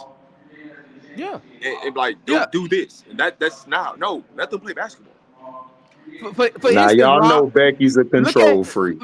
For instance, Rob, look at Chelsea's. See, this is what I want people to pay attention to moving forward. That's why I agree with you on that point, Rob. Look at Chelsea Gray's assists when the offense is just free flowing and they in transition and they got it going, like they got a momentum, versus when they're just out there running their stationary offense. Chelsea Gray is out there turning the ball over, trying to pass the ball between three people because nobody's moving because they're not actually playing basketball. She's running this stagnant high offense where she's trying to get the ball to AJ on the elbow or get a sharpshooter in the sharp corner. If they're playing man defense, that's hard to do if you don't got no down screens. Where's your pin down? Where's your wheel route? Yeah. Where's your high base level pick and roll package? Like, you got to get the offense moving. Put some pistol. I would love to see them put some pistol action in. They can run some pistol action. Run some double horn screen. Yeah. Bring Nalissa and Asia with Chelsea top of the key. Run a double horn screen. Yeah. See if Chelsea can get Nalissa flashing on the curling to the basket or get Asia on the pick and pop. Like, do something. Their offense is stagnant. Brought out the double horn. Princeton brought out the double horn. I just be confused by some of these WNBA coaches. I'm like, Becky, you've been around the game too long.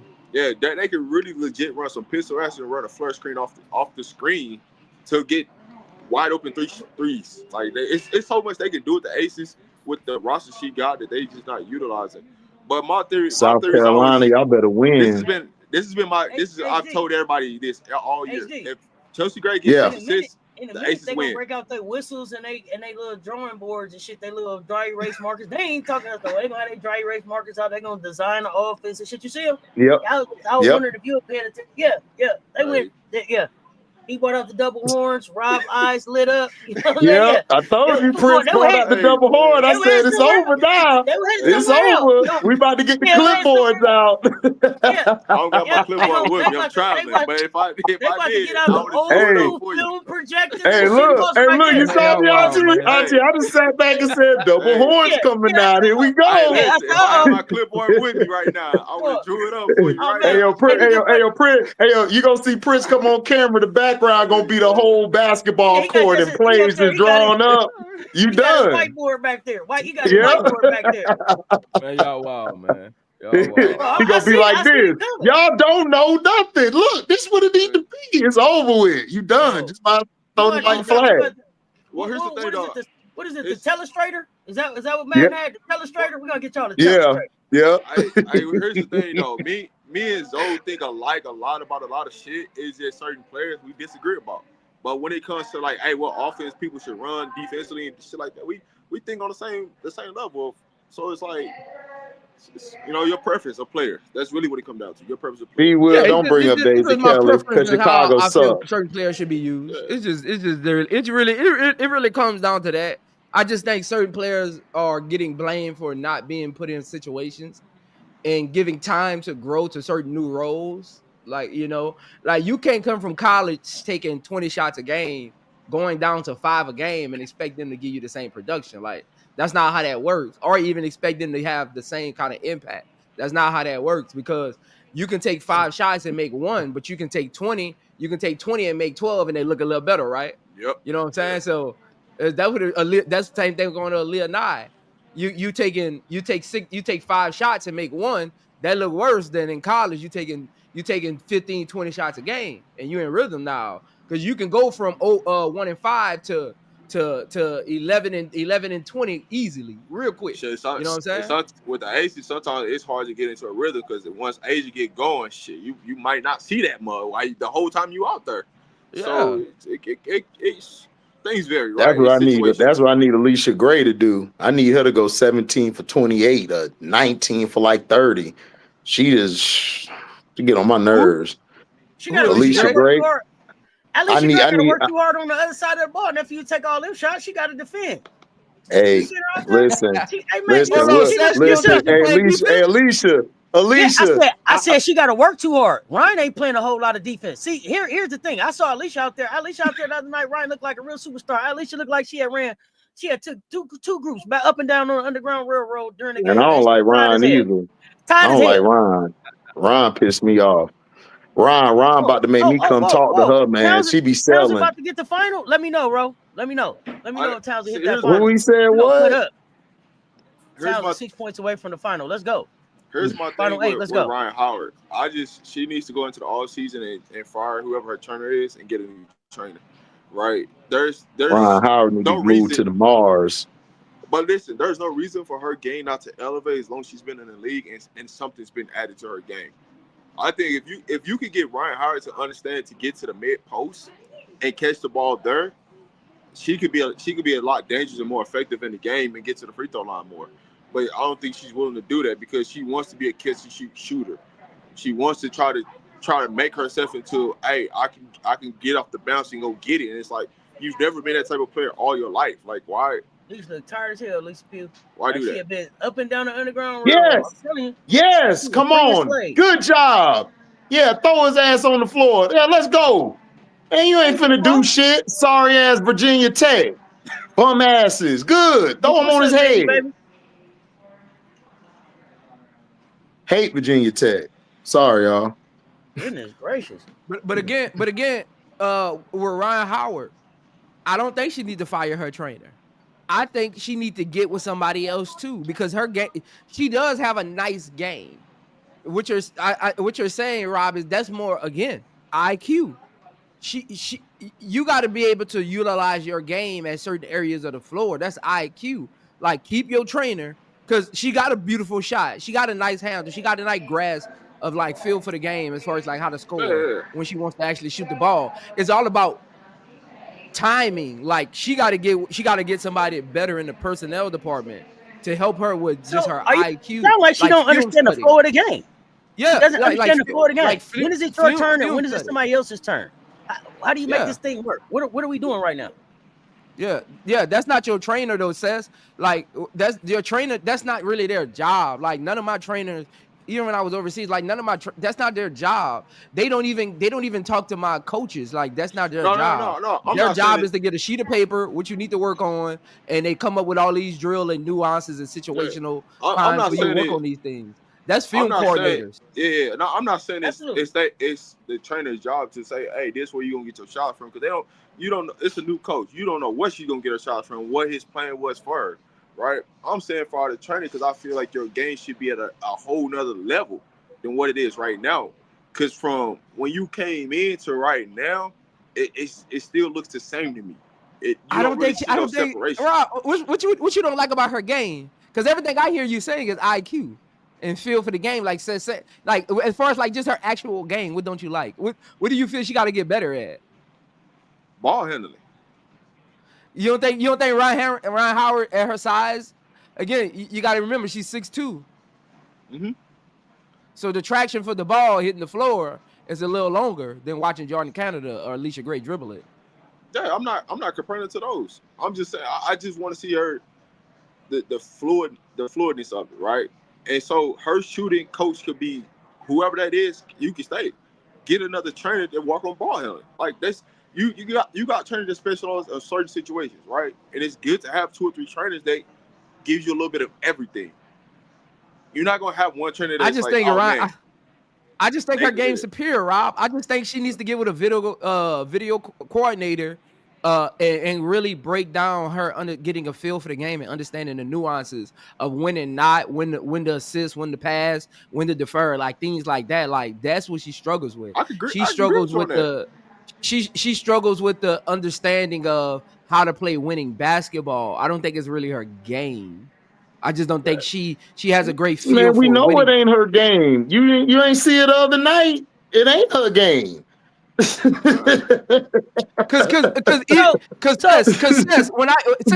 I'm gonna tell you something that gets thrown around a lot, like feel for the game. The feel. What do y'all consider feel for the game? Feel for the game. So when I say feel for the game, that means that You got a good understanding of where we're at in the game. How much time is left? What is it that we're trying to accomplish?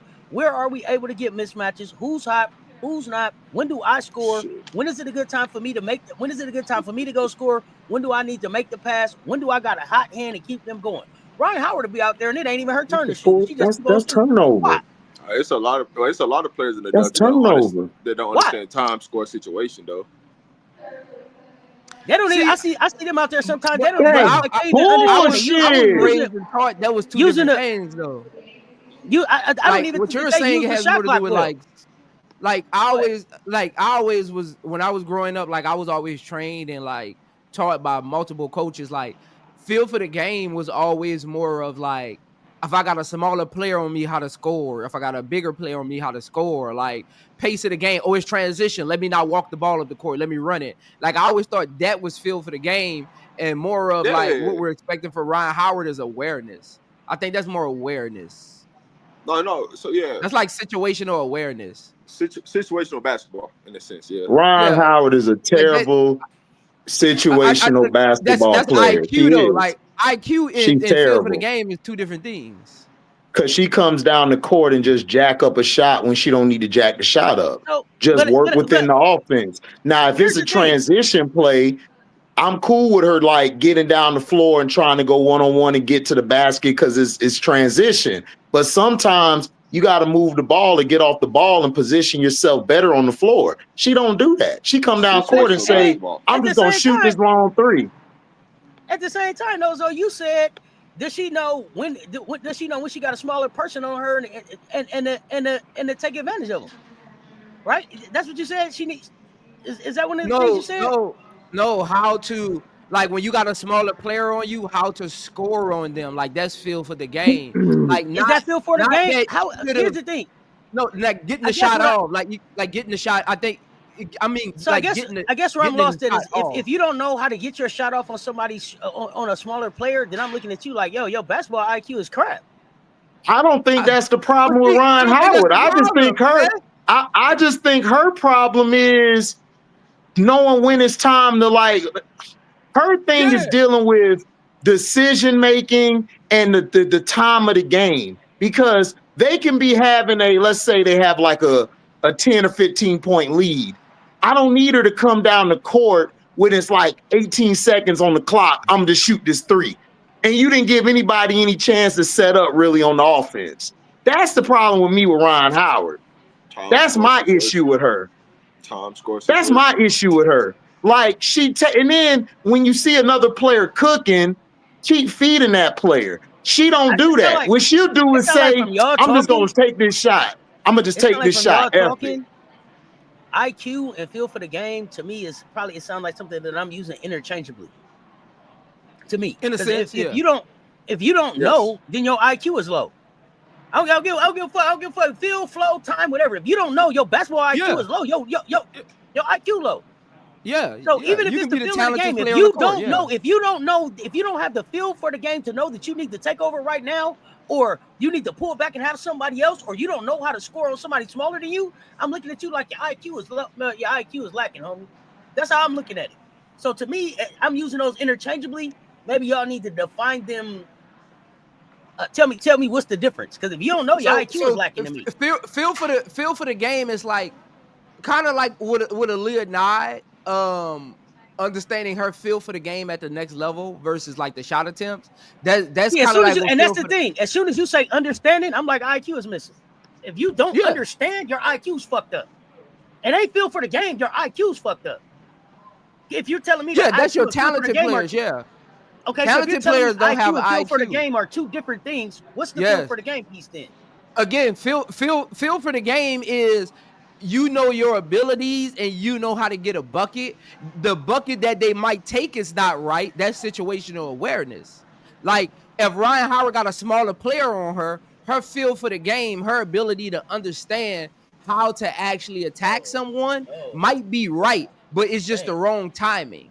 You get what I'm saying? Like if the goal is open and you got a smaller person on you, Ryan Howard gonna rise up and shoot over him because she got a good feel for the game. Her talent allows her to have a good feel, but her using her IQ, she shouldn't have took that shot, even though she can get it. because she knows how to shoot over. You get what I'm saying? Like she having a good feel for the game is using your abilities to get where you want to get on the court. She can get where she want to get. Her awareness, like Rob said, she doesn't have situational awareness. That's two different things. I think she has a good feel for the game. Because if she didn't, I don't think she would be starting. And I guess my thing is, I don't care if you can get I don't care if you can get wherever you want to get if you're always in the wrong goddamn spot. You got over there, but that ain't where you're supposed to be. So why do I care that you can get there? You got there, but that ain't where I need you to be right now. Yeah, her talent keeps her on the court. Ryan Howard's talent keeps her on the court, but her IQ and situational awareness will eventually keep her off the court. It's like a talented quarterback, says. It's like a talented quarterback, great feel for the game, can put up 400 yards. But when you need them to make the right pass at the right time to get a first down, they go into receiver behind the mark. You see what I'm saying? They got a great feel for the game.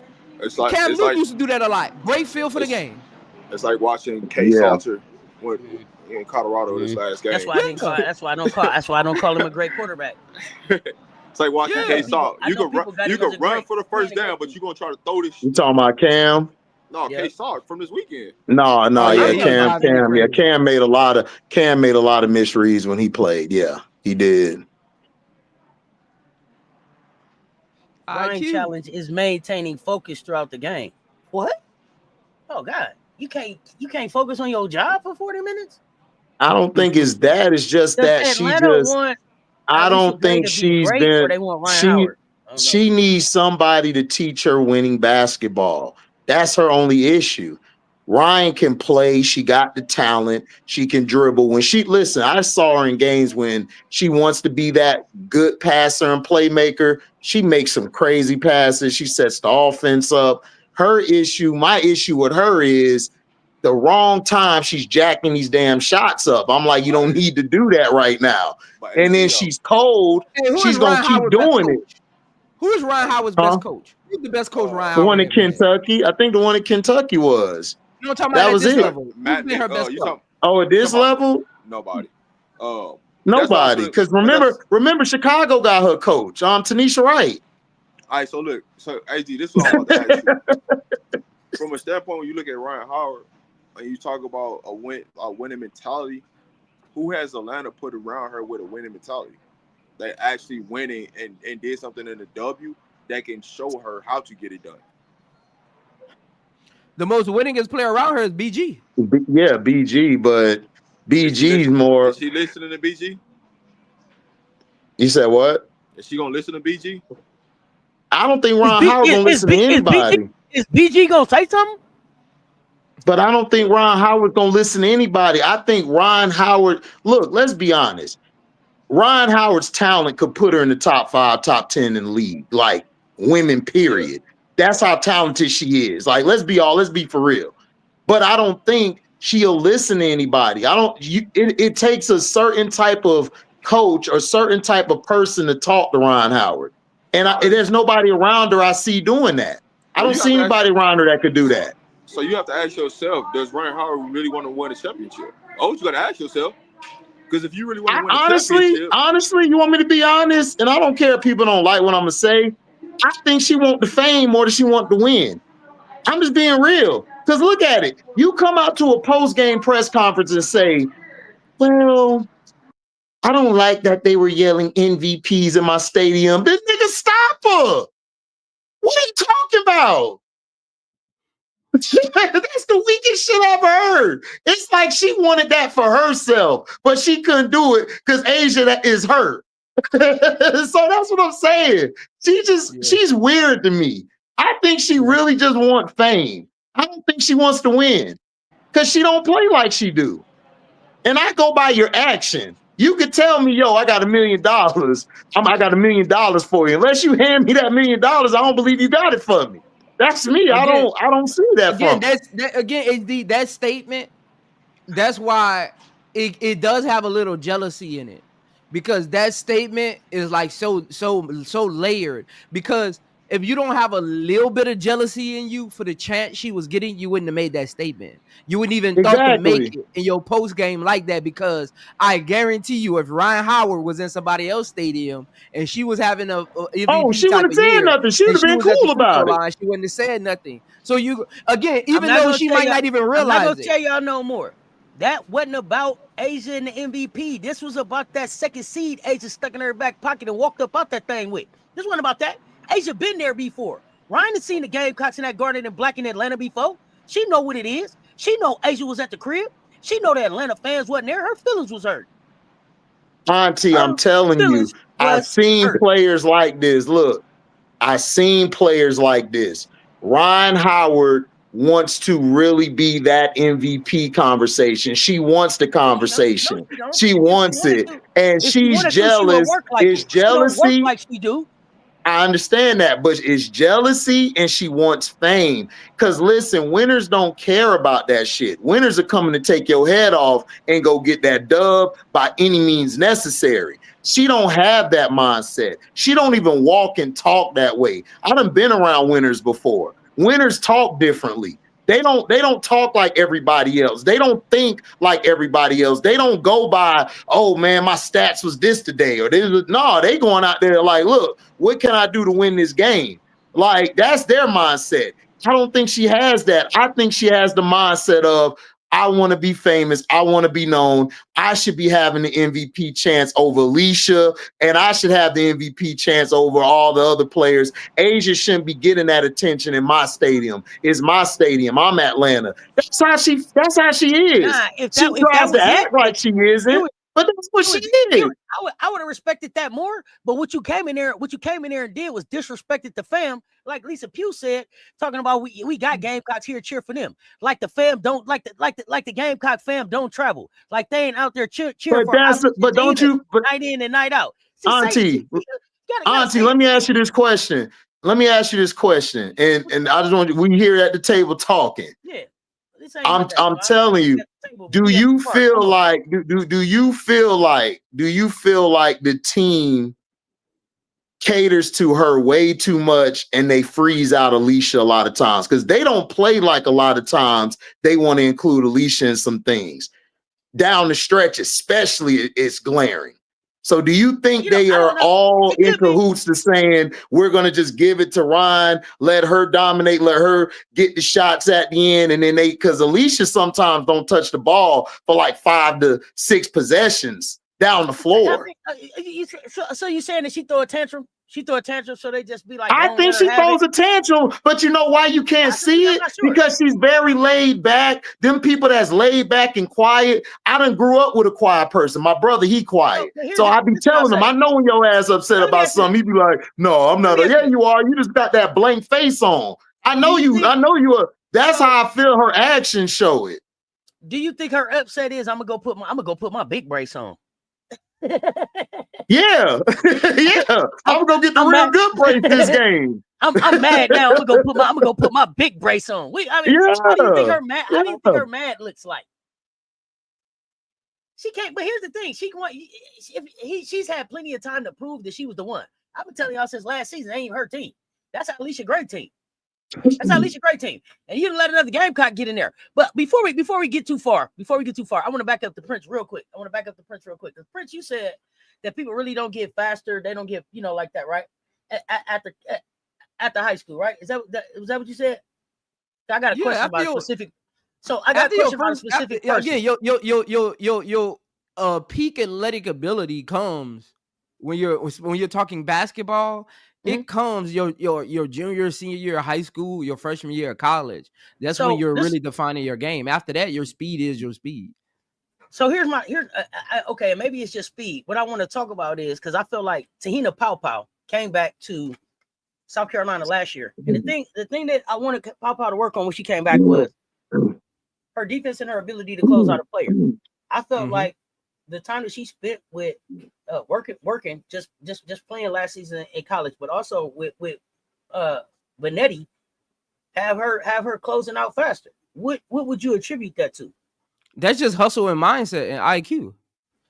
Because Paopao still plays at the same speed right now in Washington. Like her speed is still the same. I think she closes. What I'm saying is, I think that Pow closes out faster now than she did her first season at South Carolina. So Pow irritated me to death with her slow closeout. Her first season, coming back her second year. But says you know how that goes. That's why you run the cone drills. You know how that goes. But that's what I'm saying. Okay, so that's what I'm saying. So that's what I'm saying. Did her speed get better, or you just saying her understanding got better? Understanding. That's film study. Understanding, like, hey, I can't stand there on the shot. I can't stand there on the pass, because I guarantee you, if you watch before, when the pass was being made, she was probably still flat-footed, standing there, ball watching. Now she's got better at understanding on the pass. I got to make sure I'm in position to close out, cut off, because I watch her speed, the way she moves off the ball, and with with Atlanta, she still looks the same as when she will come off of a pin down screen from Camilla. She still looks the same. So you, what you're saying is she was able to understand that she needed to be ready to go a half a second faster. Yeah, that's all that is. Her mind moving faster.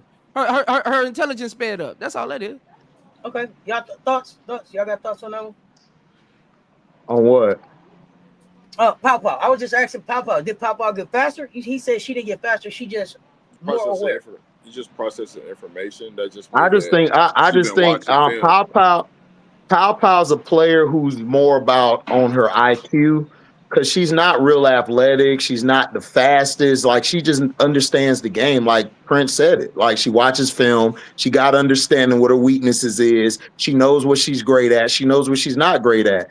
I just think the coach sometimes like pulls her too fast and don't let her just go through her growing pains. That's just me with Smecco. Do y'all think Pow's on the right team? No, Pow should have been in Chicago with Miller and Angel. She would have been better with them too. I don't agree. I wouldn't wish that on nobody. I don't want that on her. But listen, y'all don't know my other plan though. I would have took. They would have disappeared. You know. A team that I think would have been a good situation for her is like Washington or Golden State. That would have been like a better situation for her. Yeah, she would have been better there. Better way. Oh no, I also think Pow can make a difference at Connecticut and Dallas. He said Seattle and Golden State. Prince. No, I said Washington and Golden State. Oh, my bad. Washington missed it. Excuse me. Washington and Golden State. I would have loved Washington, but did they even have a pick around that time? Did they have a pick around her selection? No. I don't think it was even possible. I don't even think they didn't. They didn't have another pick until the second round because they had 3 early picks back to back. She got picked in the second round. Yeah, that's what I'm saying. Like, yeah, they could have picked her in the second round, but they picked Amore, I guess. What pick she was? What pick Pow was? Like 20 or something like that. 20. She was early. Wasn't she early second round or mid second round? They was somewhere all around like 20, 22, 23, something like that. Who the Mystics picked in the second round? Zay Green. I think they picked Zay Green. No, she was on third round. When did they take Georgia Amore? Oh, no. You know who they got? They got Lucy Jordan. That's what they got second round. Honestly, Seth, I like where you went with that. I would have picked Pow in the first round if Pow was part of the other two. If Pow was the big 3, I would have liked her with way better than Amore. Because you already know me, Seth. I want Kiki Rice on the Mystics because I feel like Kiki Rice can run that offense with them better than Georgia now, some kind of roundabout way you got to bring her up. What about you talking about her? Yeah, MJ. Yeah. We had her going to Golden State at 5. Yeah. I should have known. Sooner you led with. See what I'm saying? Says too quick. See, that's that slick shit. See what I'm saying? Here come Kiki Rice for no reason. Yeah, but I say. Yeah, she could have easily ended up in Washington over Amore. She's better than Amore. I don't like that pick. I don't like that. Who's the point guard in Connecticut? Bria Hartley. Oh, you talking about the rookie, Lacan? I don't.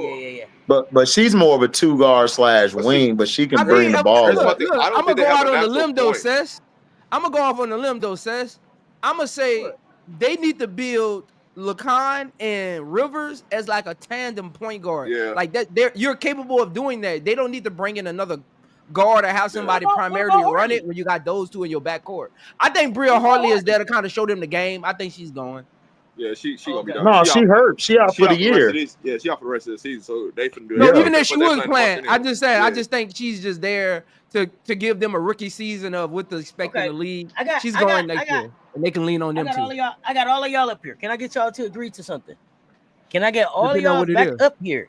Can I get all y'all back we ain't gonna agree. To have a discussion on?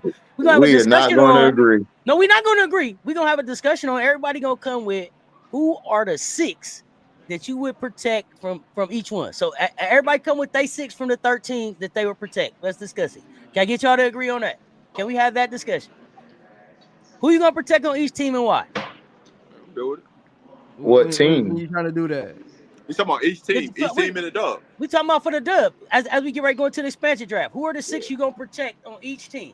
Because at the I ain't protecting 6 on no Sky. It's only 2 I would protect. You don't have. I'm only protecting 2. Well, listen, everybody else can go. Here's the thing. Up to 6. Tell me you're up to 6 since you only go. And I said Chicago Sky is up to 2. Okay. So you want to protect AA? Who? Prince, you want to protect Ariel? Can we get you back with your 6? Okay, Ariel Lack is up to 3. Up to 3. We can do that. Okay. So I forgot. We will come back and tell y'all our 6. It's gonna be interesting. Because I don't know if Hartley gets protected, y'all. Like Layla LeCon, and I didn't believe. Man, Hartley ain't coming back, Auntie. Stop mentioning Hartley. She gone after LeCon came overseas. Her job was over with. So then, never mind. See, come back to what though? What is she coming back to? Come back to what? Yeah. To be a free agent. That's what she coming back to be a free agent. Okay, here's the thing though. Here's the thing that I want everybody to think about, right? And this is what I'm thinking about as I'm gonna build out my 6 for each team that I protect, right? Some of them, even if I protect them, they're not to have them on my team next season as much as they are. I protect them for a trade piece to get something else, right? So that would be my thing.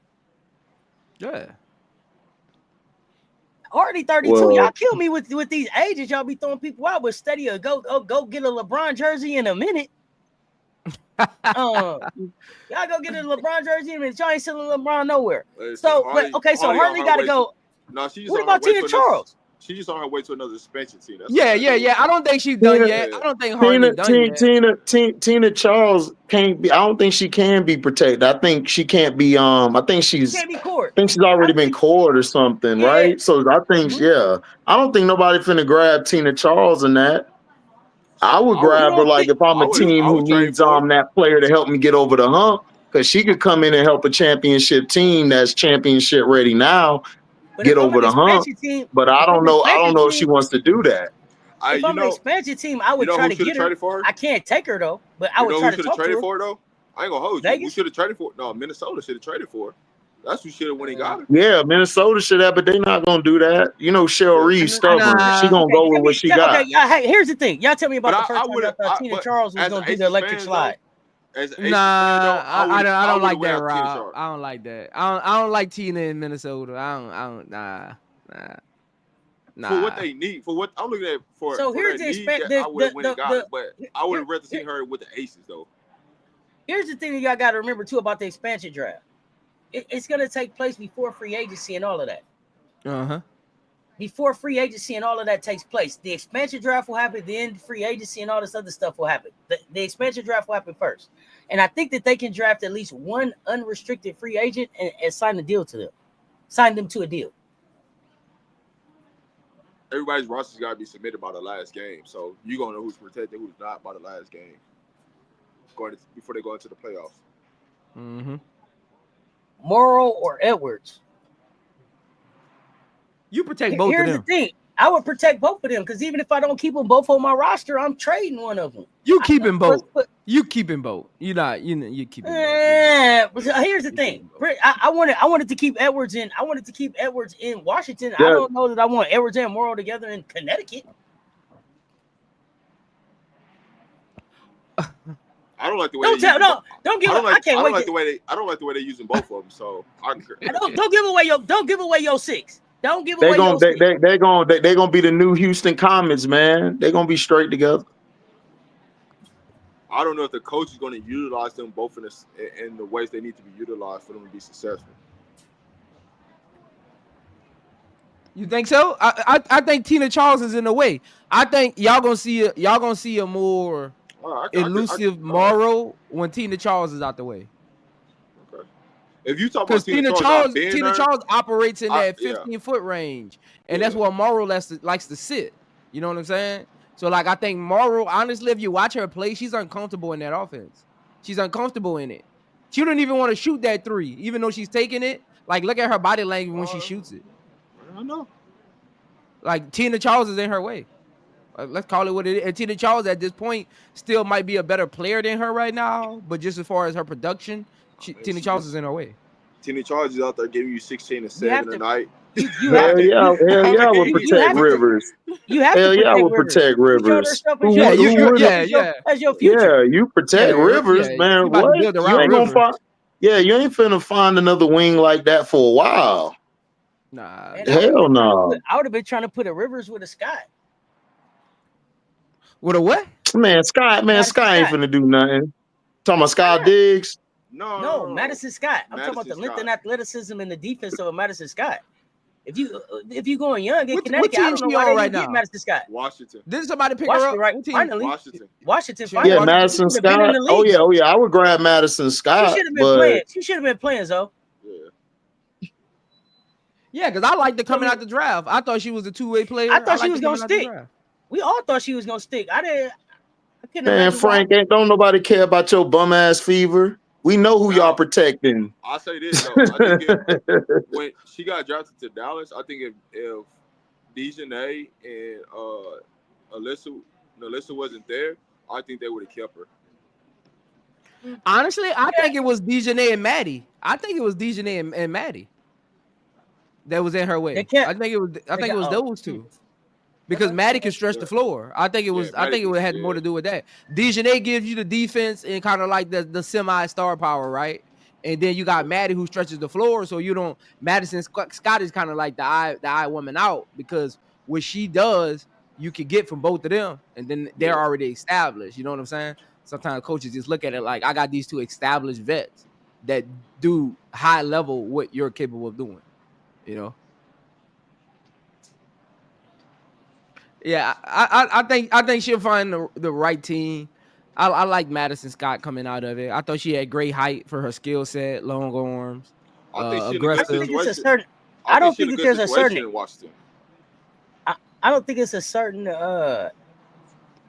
order we gonna go in. We just gonna throw out a team. Who you gonna say? Who you say? Who you saving? That's all. And what day you trying to do this? When you trying to do this? Come on, man. What's your schedule? Mr. Come on. Look. Yeah, I know. That's a good question. Yeah, when are you trying to do this? Y'all all sit up here right now. Do next Sunday work? How much time y'all need? Y'all tell me. We pretty much already did the show, so I mean, I don't think it's gonna be too much difference in who I'm not going to take off the list. I just want to know what day it is. That's what I'm saying. We all here right now. Is this a good time and a good day for everybody? Sunday works for me. It could be next Sunday on next Sunday on the Say Less Mean More. You gotta let me know. Sunday work for you, Zoe? Yeah, Sundays work for me. Sunday should be straight. Yeah, I'm going Sunday. Sunday should be straight. I can't wait to cook these lists, because some of y'all about to be cabbing. Oh no, I ain't trying to do it now. No, I'm saying next Sunday. Nah, B Will saying he think I was trying to do it now. Man, I ain't listen, I'm gonna tell y'all now, I ain't finna have six protected. It's only gonna be about 2 or 3 for some teams, bro. Rest of them gotta get it out the mud. So do next Sunday work for you, Mr. Get It Out the Mud? Everybody else said next Sunday work for them. Hold on, I gotta check my schedule. Yeah. Check with your constituents. Check my schedule. Check with your constituents. Let's see what you got. Man, we could do that shit. We could do it. President of the Diabolical Club. I'm telling you, man, shit, I gotta get that copyrighted. Niggas take it all the time and shit and don't even use it right. Damn. Next Sunday, we will present our 6. What do you think about Ray Burrell going to the Sky? Hell no. Man, you know, we trying to get people we trying to get people out of the Sky. We don't want to we don't want nobody on it. We want to leave the Sky. That's what we trying to do. Hey, Seth, you seen Kia Nurse play on the Sky? Oh, Kia CNI? Yeah, we seen her. So you seen Ray Burrell. So you don't need to see him. Hey, wait, but you seen Kia Nurse, you seen Ray Burrell. But this is the thing though. I think Ray Burrell is a real glue piece in LA. I think she works there. She does. I don't know that she works. I don't think she works. Great for the locker room. They got a dumb coach. Let's just be real. They have a dumb coach, and they don't have no structure there because a lot of times again. Yeah, but like I said, Rakia, you should be focused on letting her get the scoring mostly in the offense. Because when she goes off and goes, they're a tough team to beat. And then defensively, their guards ain't that good defensively. Especially Allman and Plum, they be getting cooked. They got cooked the other night by the Fever. Odyssey Sims was eating their chops up. They got 3 guards, Van Loo, Plum, and Aaliyah Nye. Man, don't tell me about no damn Van Loo. She need to go back to where she came from. Only 2. She can't play a lick of defense and she can't shoot a shot. Hey, HD don't like none of these foreign players, man. I do. I like Salon. I like her. I like what's the other girl name that's next to Salon? I didn't think I was gonna like Lacan. Salon. I like Lacan. Lacan, I like her. You know. I was gonna like Carter either. Oh, Lady. Oh, I like Lady. Lady, cool. So HD only like the foreign girls that got curly hair. Got it. Yeah. Yeah. That's what. Listen, Prince. That's my brother. He know me. See, he know me. I done figured it out, y'all. I like Gabby Williams too. Gabby Williams, Gabby too. He got a tight. Yeah, he got a tight. So do. Curly hair. Tight. He got a tight. I like them light skins, but I like them light skins. But Letitia, ain't me here walk around. Oh, I got to get on that. She tops all of them. She had the number 1 list. She had the number 1 top pick. Like she walked by, I'm like, oh, all them light skins off my radar. Then, you know what I'm saying? Who's the best foreign player in the WNBA right now? Damn, that's a great question. Jonquel Jones. Is it? Yeah. What other foreign player got an MVP in the last 5 years?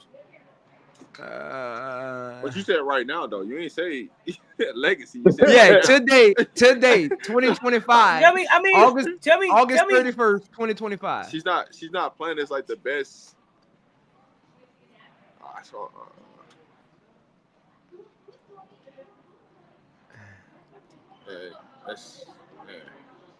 Is it Satu?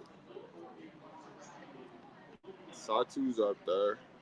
I got an argument. I would go with Satu fine ass. She just dropped. Then she just unalived. I don't want to bring that up. I'm gonna bring it up in a minute. Unalived the New York Liberty last night. You know, unalived you New York Liberty fans last night. You know, y'all know the New York Liberty fans I'm talking to. So yeah, we're gonna go with Satu, man. That was beautiful last night. That was beautiful. Now, ayo, here's my drink and my cup to you New York Liberty fans when y'all out in the first round. Shout out to y'all. Brad Jackson, Aaliyah Boston, Camila Cardoso. I don't think Aaliyah Boston better than Satu.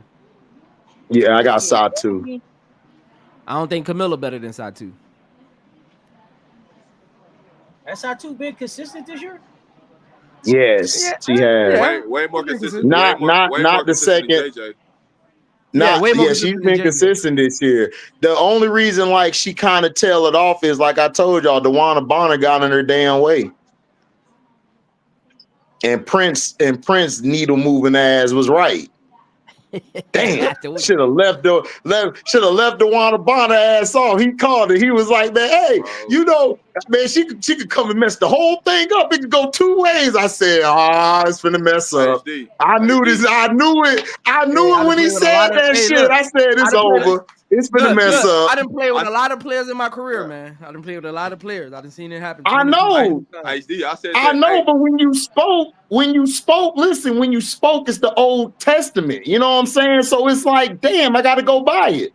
HD, I told HD when we was on that Sunday live, when she was trying to force her out of Indiana, I said she trying to set up to go to Phoenix. I said that's not a good decision.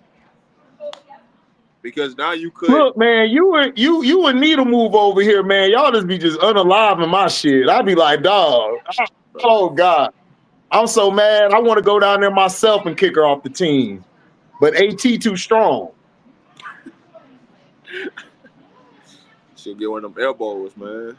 I'm telling you, I'm like, man, stop, AT. Damn, you play too much. I ain't gonna hold you. I thought AT was gonna punch the shit out that ref last night when he called that travel on her. Look, she man, ran down so fast. Like, you gotta be out your fucking man. mind. What? Y'all keep saying Malunga gonna be the one, man. Like Malunga, man, she gotta get her motor up, man. Some days she just look like she ain't even out there. She's gotta get stronger. That's the first. Her body has to mature, right? She's 19. She's a lot younger than most people in there. They got about 4-5 years off the top. So she just gotta mature first. Why my eye twitching? Because my eye messed up.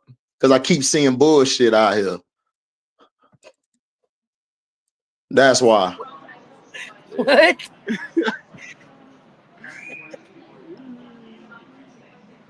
Oh, nephew, boy. I look at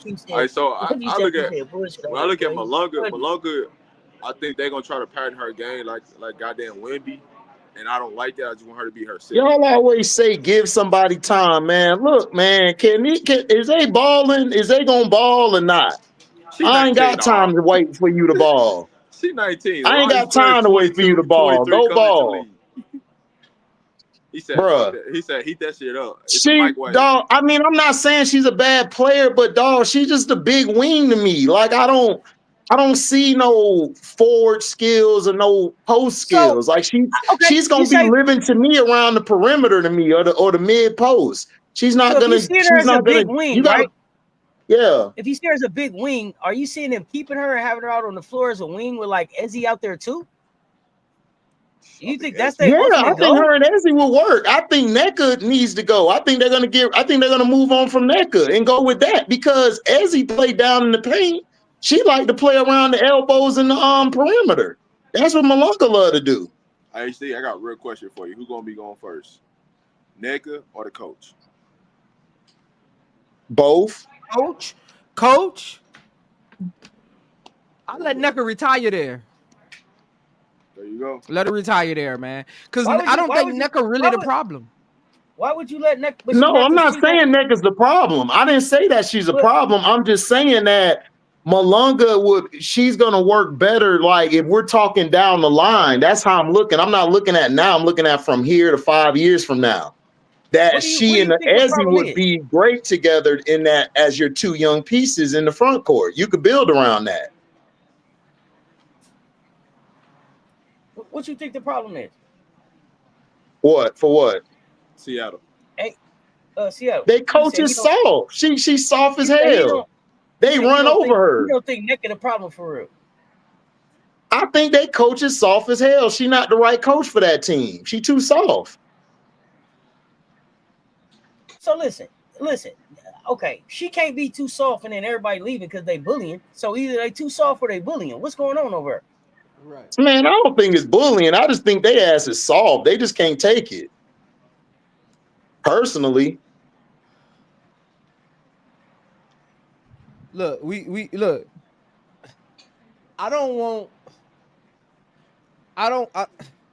Again, man. We got it. Because I hear Twitter a lot and all of that. Like, I don't want the NBA, the WNBA, to become this thing where women can't yell at each other. Women can't fight. Exactly. Women can't talk trash. Like, right. let them be athletes at the end of the day. That's what Right. competitive sports and competition is about. Like, because I don't like that Skylar need to chill. Skylar fine to me, man. Why this person aggressive? Why this person always holding? This person fouls too hard. Man, it's basketball. Let these women play their type of basketball and just appreciate what they doing. Yep. I just think they soft, man. I ain't gonna hold you, Auntie. Look, I'm just being real. They just soft, and then they got called out for their bad play. They can't take it. That's how I look at it. I don't think it's nothing else from that. And then the coach, I just think the coach is soft. And she don't know how to go with the flow of the game. Like, to me, especially in situational basketball, her rotations ain't good to me. These players, like, look, man, WNBA fan bases out there, y'all soft. I just want to tell y'all that. Y'all soft. Y'all, this ain't nothing. Like, there's been times we done fought in the locker room football, done fought on the field and hit each other. We back to playing the next day, ready to whoop somebody butt on the other team. Like, come on, it's sports. Like, y'all got to stop with all this. You got to be a choir boy. Choir boys don't make it on the field. Choir boys don't make it on the court. Choir girls either. So stop. Just play. Who's soft? Crazy? Who's soft like ice cream? Who's soft like ice cream? The ones that left Seattle. I think they soft. I think Jewel was soft. I think she got punked because she didn't speak up being a leader, and Sky called her out on her lackadaisical defense and her lack of play, and she took it to heart and said, I want to be traded. No. That's what happened. So what you think happened to Clark then? What happened to Clark? Clark's soft too. She's soft too. Look, Rob. I'm sorry, bro. Like, I don't see it. Listen, I grew up with people from the 40s. My parents from the 40s. I didn't get no, here's a hug and a kiss. Hey, get your ass out there and do it. That's all I got. I didn't get none of this handshaking, this huggy, touchy, lovey. I ain't get that shit. So I don't know how to relate to that. Alyssa Clark was soft. I think Jewel Lloyd was soft with a capital T. I think they were soft. Hold on, you think Alicia Clark was soft? Yes, I think she got in her feelings. And she wanted to get traded, and she wanted to get her playing time. She wanted to get her time to shoot and all that. Because look, she wasn't playing good this year. She wasn't. She was playing like when was the last time Alicia Clark really acted like it mattered about her minutes? We can say a lot of things about Alicia Clark. She is the consummate professional in the WNBA. Consummate professional. Everybody loves Alicia Clark. I don't think she gets her feelings about any fucking thing. I think she's a grown woman, and she was like, I'm a grown up, and I ain't putting up with this shit. I think it's some real bullshit going on in Seattle. What was her minutes? Oh, it definitely what was her minutes? What was her minutes? I don't think it had to do with her minutes though, HD. Because remember when she was on that. She just said I wasn't getting the playing time. She wasn't getting the playing time for what they wanted her to put up with. I think you got to realize, you got to read between the words what she was actually saying. HD. She was saying she don't get enough minutes to put up what they wanted her to put up with. I don't think it was really about just her overall minutes. I think she got called out for her play and she didn't like it. I think she got called out for her play because she wasn't playing that well. Okay, and she got in her feelings about it. She got in her feelings about it. Okay, tell me this. Tell me this. Who on the Seattle Storm's team got even the nutsack to even call her out about anything for as long as she been in this league? That's what I'm saying. That's a champion walking in here. Who said something to Alicia Clark? Who said something to Alicia Clark in that locker room in Seattle? Skylar and Nneka gonna say something. Skylar and Nneka gonna say something. Nneka ain't saying nothing. Nneka ain't telling her nothing. Nneka ain't saying a damn word. She the president. Nneka is the head of the WNBA PA. She the head of the Players Association. And her locker room is. And she doing a bad job at that.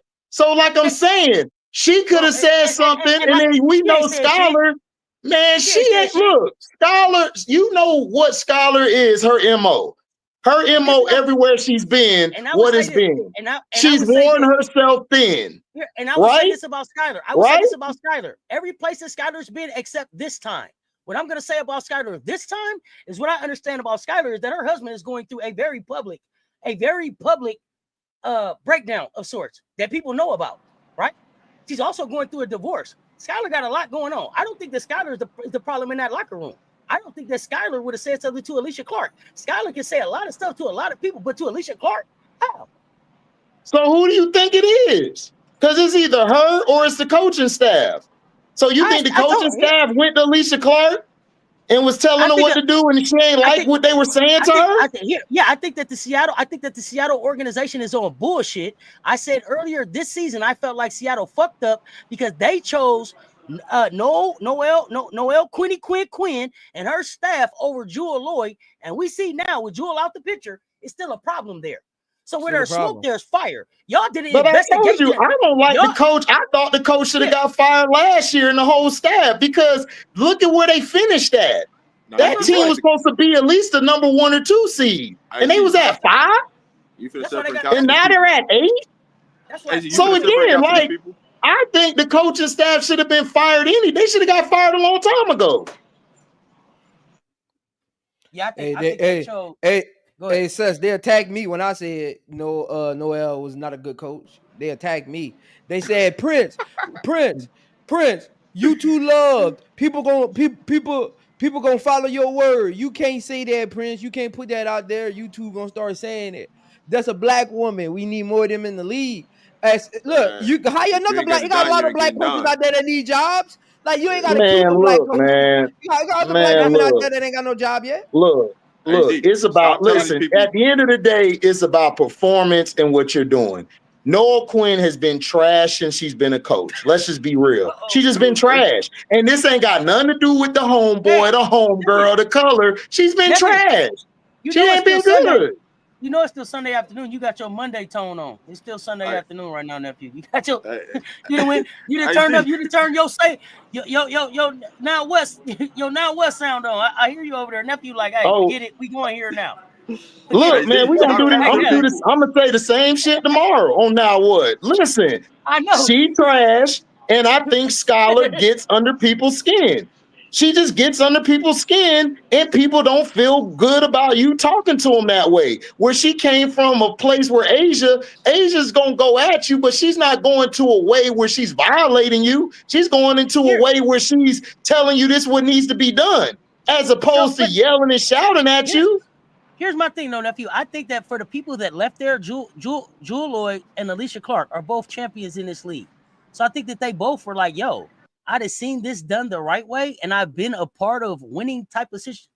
You don't pay me enough for this shit. But Auntie, who was the leaders of those teams? Those leaders aren't the same as Skylar. That's why they won championships. What I'm saying is, I don't think it's Skylar. I think it's the entire organization. I think Seattle is a shit show. I've been telling y'all since last season, it's clunky and it don't make sense. Who's in charge? What's the identity? Who closes the show? We don't know none of that. None of that. Listen. I told you this. The coaching staff should have been let go. The coaching staff is trash. Now, if you want to bring in a whole nother coaching staff, cool. But like you said, it might be a front office thing because this coaching staff has been around, 3 to 4 years?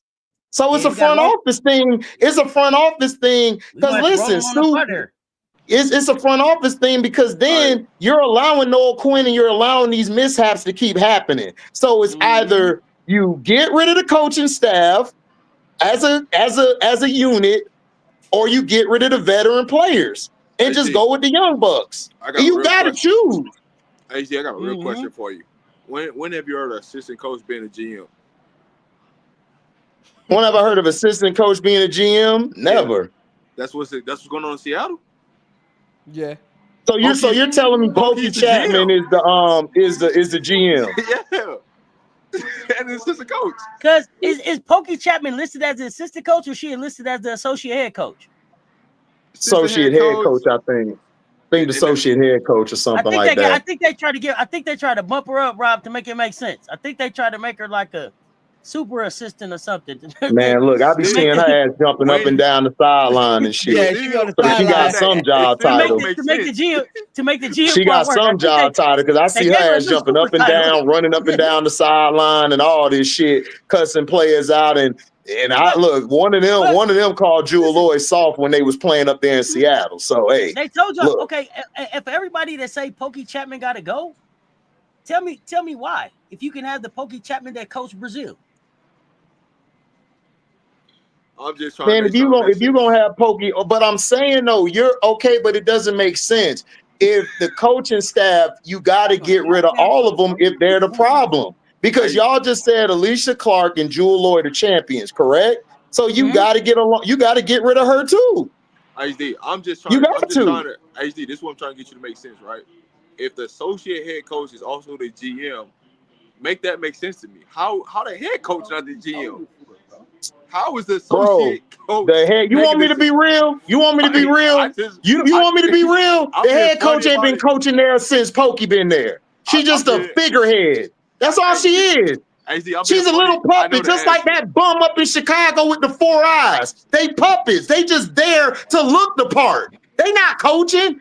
It's her. She's running the team. That's the person Jewel kept bumping heads with. Pokey. Her. That's the one.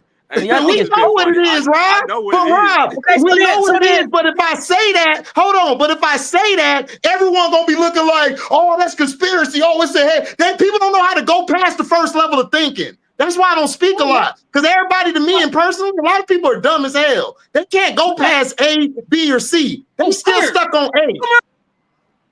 I don't think no Quinn. No Quinn is coaching shit. I think it's Pokey Chapman. I think her and the other assistants ran Jewel Lloyd out of town, ran Alicia Clark out of town, and Skylar, she's just getting the grunt of it because Skylar isn't what they call a mad black woman, right? She's the scapegoat. We know what it is. Well, hey, listen, I know. We know what it is. I know what it is. You know how I know Pokey in charge? She holding up to everybody. When they do their little team huddle, Pokey got all the assistants with her. They talk like that's the head coach job, man. She's supposed to talk to assistants. It's not your job, dog. In Chicago, who's doing what Pokey doing? Tanisha Wright. Yeah. Right? I listen. Didn't we agree to that? Like the first part of the season, the first game, we said who was coaching. You see how Tanisha Wright acted when he got through out that game? How she sat back in the corner, she just folded her arms up like, oh yeah, it's my time. Now she got the rubbing her hands, get ready to go, oiling them up. Like I've been waiting on this all season. My time. Man. And then you saw the game Nigerian night. You saw Angel was getting more touches. Who was coaching that night? Raina. So that lets me know who's doing what. Look, man, I know what's going on, but I can't say this because a lot of people in the world are dumb, bro. They just dumb. They can't look past that. You can say it here. You can say it here. Yeah. We know what it is, bro. We know what it is. It's a business, but at the end of the day, we know that there's undercutting shit in business, right? Because we all got businesses. That's just how it is. Pokey Chapman and that coaching staff is blood and crimping it. They blood and crimping it. Stuart cutting up right now. I don't know if anybody watching these games cut. Right, Rob. They blood and crimping it. That's what they doing. But see, here's the thing though. I wanted to put that out. I mean, not put it out there because it's factual information. But I just want people to understand when it comes to Seattle, what's really going on. How can your associate head coach still be your boss and running the GM and making calls on who could be on the team or not? Like when has that ever happened? Like I just want somebody. That's wild. Remember, that's why I said Seattle clunky. Who in charge? What's the identity? We know who in charge. Pokey Chapman. Pokey Chapman run it. The rest of them sitting back with Sue Bird on the podcast, chilling. That's what's going on. Okay, so then the piece that I don't figure out about Pokey is if you damn near was at goal with Brazil, what the fuck is the problem in Seattle? If you the one in charge, get it done. God damn it. Auntie, that's different. That's different players she's coaching as opposed to what she's coaching here in the W. But she about go get a gold medal with Camila Cardoso and Demiris Dantas. Who else was it? That's it. That was it. She was in a gold medal game with Cardoso and Dantes. So Seth, now she up there. Sounded like you want her to be the head coach. I'm trying to figure out if y'all telling me. No, I don't need her. Y'all telling me already that she in charge. Y'all telling me that she the head coach right now. I'm trying to figure out what the hell is the problem in Seattle then. You can tell what it is. No, she got Malonga up there. She got McBeggar up there. She got Neka up there. She got Skylar up there. They don't have the problem. The problem is they don't have shoot. They don't have shooting. They don't have any type of shooting. They don't have anybody who can space the floor. Nephew, but I'm saying, but nephew, she was just in the gold medal game with nobody that could space the floor with just two bigs. So I'm trying to figure out what the fuck is their problem right now with just two bigs. Pokey, what you doing? Is she the one in charge? That was that. Are we talking about the medal game against WNBA players? We talking about FIBA. We talking about FIBA just against the world. I'm talking about the America.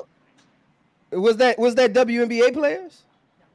No, those are young players. Those are college players. And a couple of pro players. Whoa. Let's be clear. clear. The only college team that was there was America.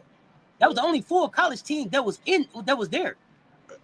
So how many W players they had on the Brazil team? It was Camila and Dantes. Who else? No, I'm saying the U.S. is the only team that bought all college players. Everybody else had pros on their team. I didn't say all college players. I'm saying they had college players on their team. I didn't say their whole team was college players. Never said that. No, I said they had college players. I'm saying coaching styles is different. I'm talking about but coaching styles is different if you're going up against the Montes versus going up against Asia or Fee or Stewie. Here's the thing though. You only go up in. Here's the thing though. You only go up against them 3 times a week. What you doing against the rest of them? Hey, but them losses add up throughout the season though, because they're on different teams. So that's why I'm asking. Like, yeah, that look good for instance. And yeah, in the WNBA, that's why they're still in the playoffs, because it looked good for an instance. But when you're going up against actual first team all WNBA players, 85% of your games, that's when you're gonna get the different coaching. Exactly. So is she in charge or Noel in charge? Noel ain't in charge. Nobody in charge. Who are y'all telling me is in charge of the Seattle Storm right now? To come down to it, what are you talking about? The franchise, the franchise, of course, is the owner and all of them in the front offices. But on the floor, Pokey runs that team on the floor. Nobody's in charge. Just say that. Nobody's in. Look. This is how basketball works, y'all. If you got 10 people in charge, nobody's in charge. Yeah. Because that means you got 10 different people making a different decision. That means nobody. When you're in charge of your team, I make every decision from the personnel to how much everybody gets paid to the coaching style. That's when you got somebody in charge. If somebody is dictating this, somebody else is dictating this. Somebody else is writing the plays. Nobody's in charge. So y'all saying Pokey chose Quinn over Jewel? It was Pokey's decision. She's the GM. Yeah. She's the GM.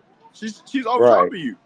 A coach can recommend trading a player all they want to. A GM could come in and say, "Nah, you gonna coach her." Y'all say Pokey in charge. Okay. She the GM. She's the GM. She decides if she wants to play there or not. That's what she do, and the owner has to sign off on the checks. Yeah, the owner just signs off on how much they gonna get paid. That's it. That's the GM job. So if she's the GM, she's in charge of the talent. Then Pokey stupid as hell. So what y'all just told me is that Pokey could have anybody. She could pick anybody. She's in charge. She could have anybody there. Yeah. And this is what she put there. So again, like I said, the whole organization, it's clunky. Who's in charge? Right. What's the identity? Who closes?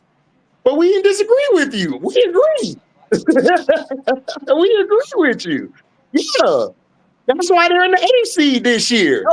Where this all started at was Skylar.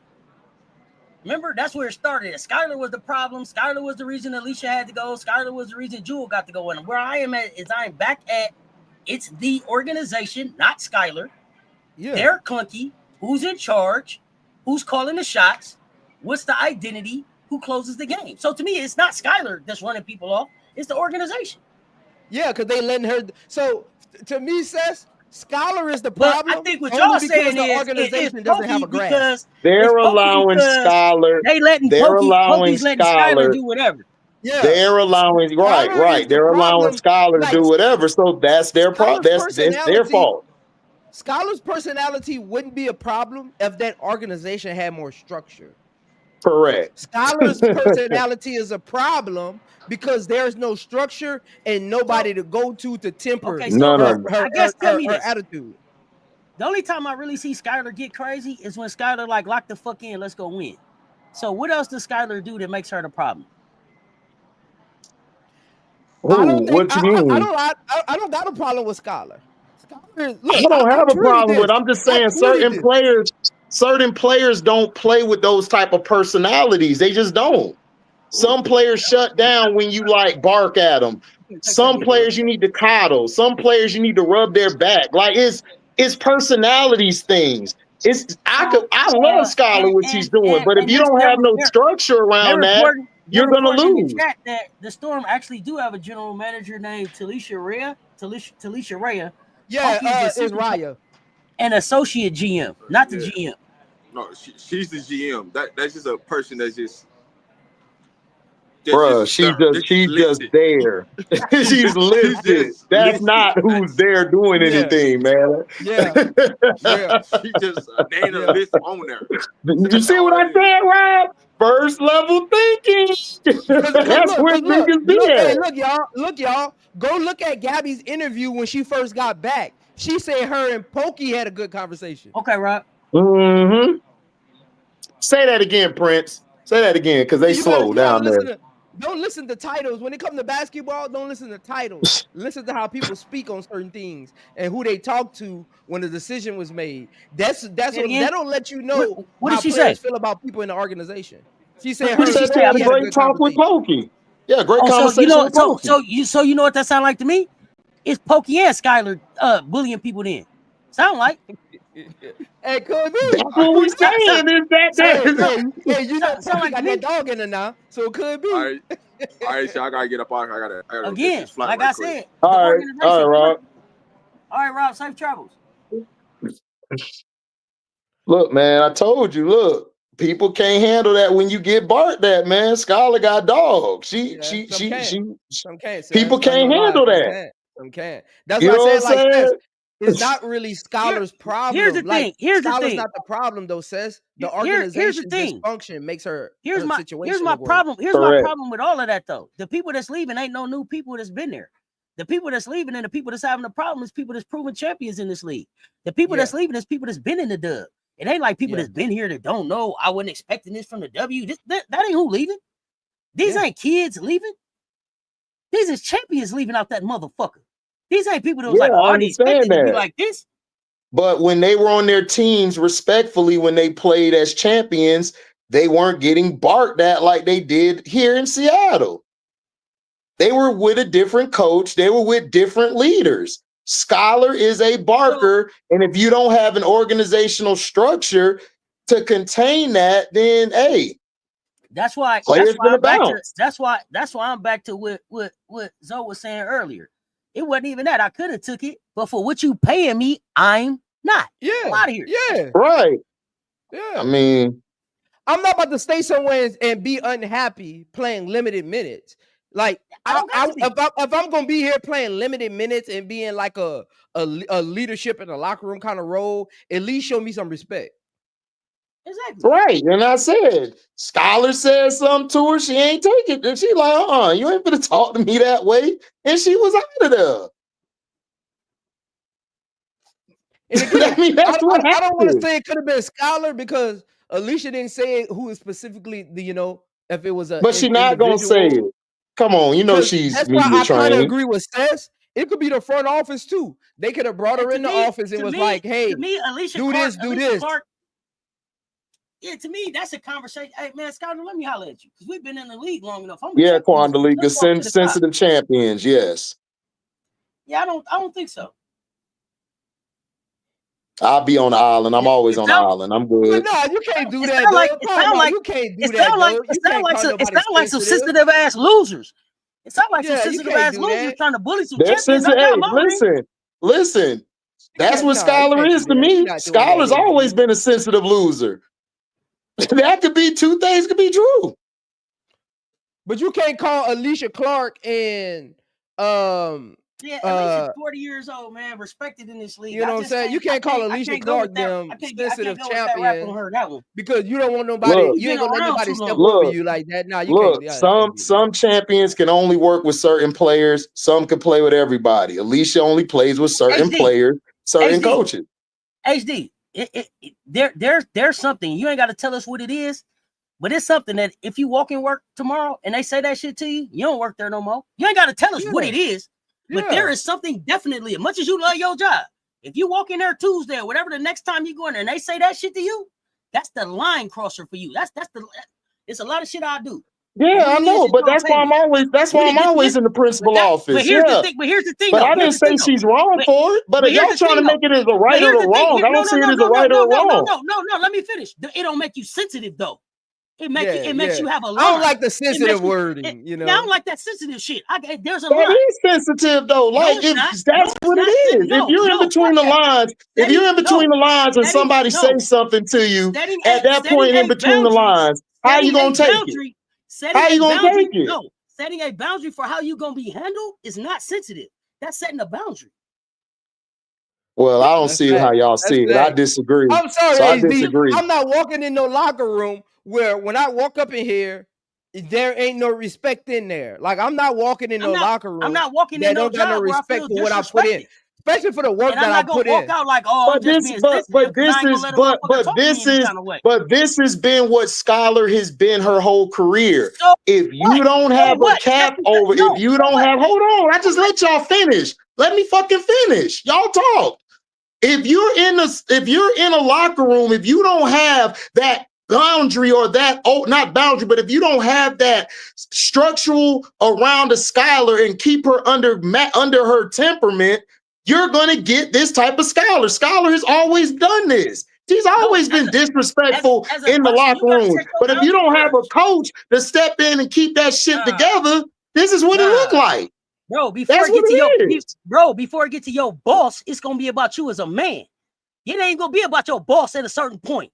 You ain't gonna be like, oh, let me run this to the boss. If a person at your job say something to you, but ain't nobody running it to the boss. I felt like Alicia Clark and her went at it. It was something on the floor. Skylar said something. Alicia Clark didn't like that, and she bounced. How does she leave? How does she leave if the boss don't get involved?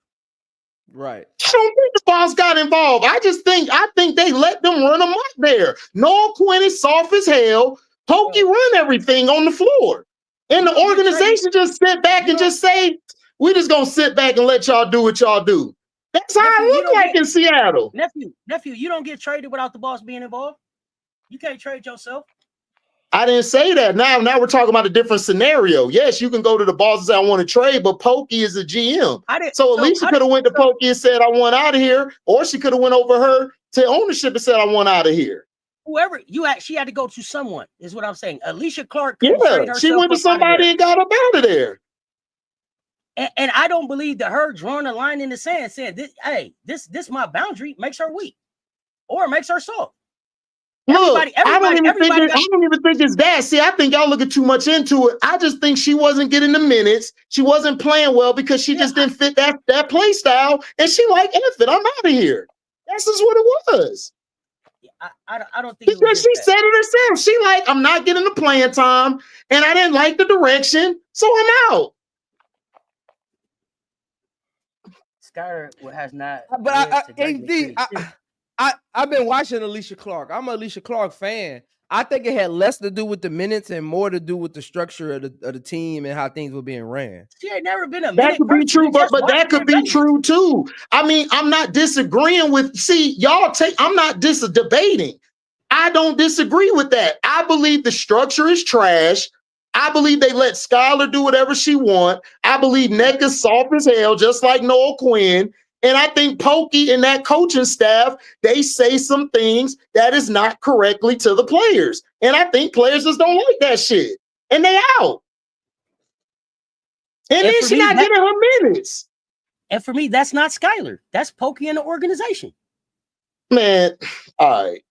All right. Well, we just disagree. So HD, who do you think has the best front office in the league, like just structure wise? I don't know, man. I gotta go and look up the owners and look up the signings and players they put up. I mean, New York to me. They have structure. Minnesota has structure because Cheryl Reeve runs that. Like two of those teams, the Aces, like they did, and then they lost their GM. But to me, I think there's still structure because Asia keeps everything level-headed on the floor with the players. So I think it's those three. And I think Golden State is starting out good too. I think they're up there. Phoenix, you could say Phoenix too. So in the the reason I'm asking you that, HD, is because if Skylar Diggins with her same attitude was on the Liberty or Minnesota, would it impact players so much? Or would it be the same? Or would it be different than how it impacts players negatively on Seattle? So, like, I think it would be different because of the structure there. Because you have coaches there that don't take that bullshit. But that's you what have a staff in Seattle. But that's what I said. I said that Noel Quinn is soft. The coaching staff is soft. So if Skylar comes in and say whatever she says, she don't get checked on it. I don't think anybody checks Skylar. I don't think anybody gets anything checked on that team. I think these coaches let them do the wild, wild west there because that's how it looks like on the court. Again, I don't think it's so much of Skylar's attitude. I think it's more let's go, goddamn. The front office is so unserious that Skylar's personality with an unserious front office just makes things worse. It's like a bad kid. Yeah, I agree, but I agree with that too. Like I'm not placing the blame. I'm not placing a blame game. I'm just calling it what it is. I'm not blaming. That's just what it is. If she was on a New York or Phoenix or anybody that had a structure or had that in the locker room, I don't believe Skylar gets away with stuff and she gets checked on some things and it won't spill over onto the floor. But that's the difference between a structure and non-structure organization. Wasn't she at Phoenix before? Yeah, she was. Who was in the front office at that time? Do y'all remember who the coach was? Because she got put up out of there too with Taurasi. I forgot the guy. Yeah, but that was a Taurasi move. But was that somebody that's still in the league now? I really don't remember who it was. This is a real question.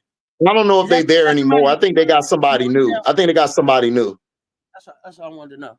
I think they got somebody new because they brought in I think the GM or whoever or the person at the time there is all different now than when it was when Taurasi was there. But I could be wrong. I don't think it's the same though. I was trying to see could she go back there? The Mystics coach would put Skylar in her place about all that attitude she be giving. Talking about Snake Johnson. I gotta go back and see. I gotta go back and see all the attitude that Skylar be giving. I be missing it, man. Y'all said that. Y'all said the same thing about Enrique. Enrique is this and this. I didn't, and I never saw it on the court. I see passion. I see. Okay, I might get in my bag sometime. I'm gonna talk my shit. But just like, hey, I ain't hooping or a negative attitude, or I ain't. I just think with the Enrique thing, the Enrique thing wasn't about, I don't like this person. It's just trying to merge their play styles.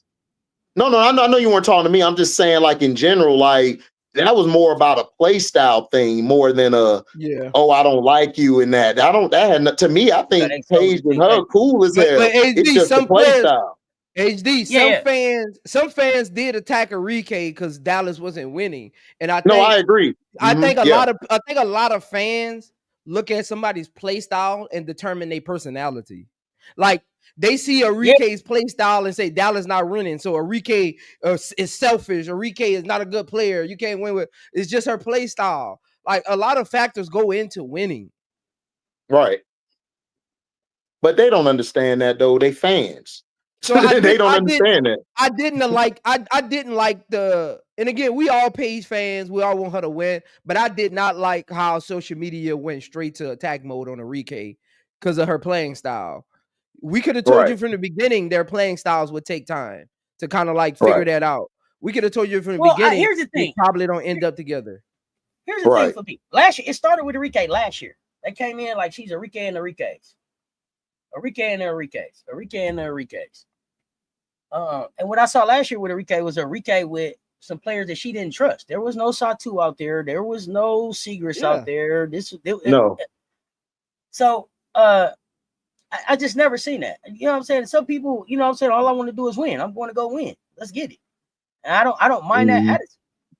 I don't, and then because if everybody's like Sky rubs everybody the wrong way, all the dogs that I see in the dub got nothing but love for it. So I don't understand. Zoe, you was on the Enrique train earlier this season as well.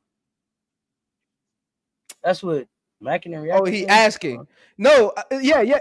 I thought they should have tried to get some picks for her in the offseason. Yeah, that's what we said. We all said that, though. Yeah, because Paige, honestly, I might be on this train by myself, but I want Paige to be the 2. No, you're not on the train by yourself. If Ty Harris is healthy, Dallas looks different this year. Exactly. Yeah, because I agree. I paid it for that. Yeah. I wanted Ty Harris to be their point. Yeah, like first of all, with the person saying, what I didn't know was who was going to be the 2 or the 3. If Paige was going to be 2 or 3, and Enrique was first of all, I didn't know. First of all, like my brother says, context. We wanted Enrique moved in the offseason for picks and that because it would have been better because Paige is to me a 2 guard. Just like Prince said, she's more of a 2 than a 1. And she would fit there. And then, like Auntie says, that her taking this, Ty Harris could have been the point guard, and you could have had some picks going into next year, the year after. That's all we were saying. Nobody was. That's different from attacking Enrique. People were attacking Enrique like she's just a bum or something, right? Like that's what he's saying. She right, Paige. Right. Matter of fact, she's changed her game to play with Paige. Like, are y'all watching Enrique? She's bought in. Right. Enrique bought in the night that she was like, "Thank you, God, that they got the first pick." And I didn't understand how come nobody didn't get that. Yeah, because Enrique. Look at Enrique. All you have to do is look at Enrique usage. It's down from last year. Her shot attempts is down from last year. And Danny, Skylar is a lot to deal with. Sometimes less is more. Nothing wrong with passion, but be respectful. So my thing about Skylar and her passion and the be respectful part, and you tell me what you're talking about. I always feel like people get mad because Skylar is doing shit to your favorite player. Like if that was your favorite player bouncing their head after they hit the 3 or talking or being like, "Where you at? Where you at?" Man, where I love Sky. At the end of the game, when Asia was like, "Kai is that bitch," was anybody mad about it? No. Like, so what is it that's disrespectful when Skylar does it, or what is the disrespectful thing that Skylar does? I think that's what I'm trying to understand because I ain't seen nothing but passion. And if it was Alicia Gray or Asia or anybody else out there doing it because they hit the shot, I think it would be. I think it's accepted more. So what's the? Auntie, people take passion as a negative when it comes to black women, strong black women. They always do. They that's just what they do. Skylar is a passionate, wants to win, get it out the mud player. That's just what she is. But when you don't have the structure around to contain and all of that, it comes off more as a negative than positive. It just does. Noah Quinn, she's soft. She's soft and she doesn't know how to reel Skylar in at times because sometimes Skylar implodes sometimes because she's over mad about the last call or with the ref. So again, if you don't have a leader on the floor who can get you back on the page, back on the right track, then why are they there anyway? We've been saying Noah Quinn need to be gone for like 2 years now. Yeah. We've been saying that. We've been saying this coaching staff, they need a whole new fresh start. They do. Because that team is way too talented to be 8th right now. That's unacceptable. And I love my black women, but look, this is about performance. Her performance has been basura. Like it's just been bad. Yeah. But so she needs to go. Here's the thing. I want to see. Let me tell y'all. We talk poly sports. We talk about the erasure of black excellence, the erasure of black female coaches in this league. I don't need a black female coach in the league to say it's a black female coach in the league. I need a black female coach in the league that can do this job and hold it down in this league. I don't need you here. I don't need a black female coach here, and then they're gonna look at her sorry ass over losing because then that sells it. That pushes the narrative that black female coaches don't work in the league. It's plenty of black female coaches out there that can come in here and be successful. Go hire them. I don't need you to just have one. We don't need that. Yeah. I agree. I'm with that, Seth. I'm with that. I agree. I'm with that. But at least give them some interviews. That's all I'm saying. Can they get an interview? And I don't think some of them are assistant coaches here, like in the dub, and I think some of them are assistant coaches that are going to come out of college.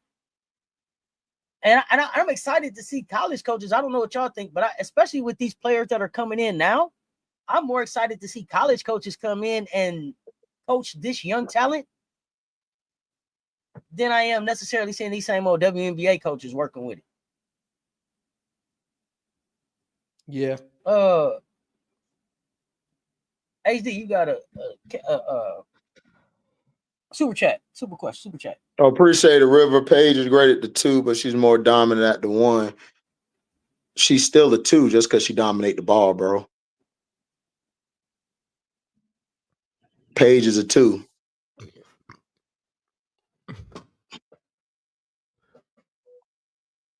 Yeah. Auntie, man, your South Carolina looking like shit on defense, man. I need y'all to beat these bastards. Come on now.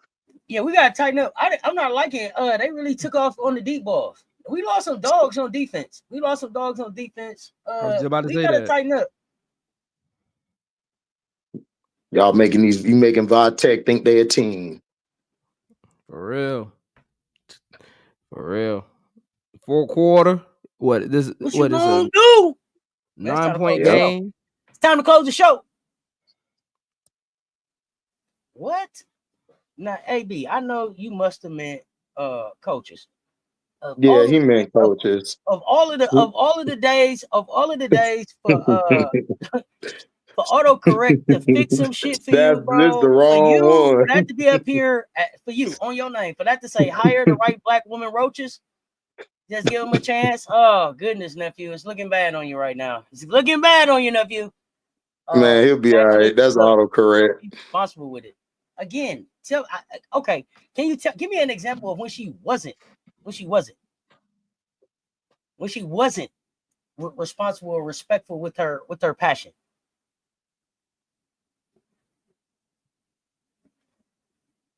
I don't get it. I don't know. You a Gamecock fan now, Pharaoh? I'm not with you today, nephew. I'm not doing it today.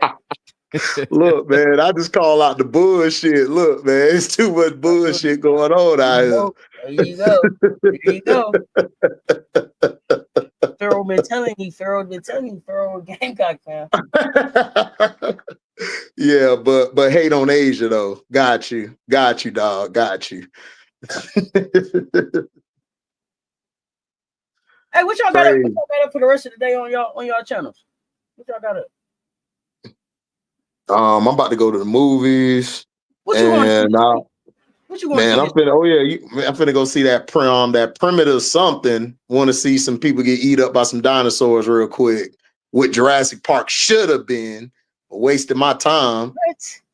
Man, Jurassic Park was lame, man. I wouldn't see it. Was garbage, dog. It was garbage. You want to see some people get eat up by dinosaurs. All right. Yeah. All right. They finna shoot. They finna be shooting. They finna be sure it's happening in 1968, the Vietnam War.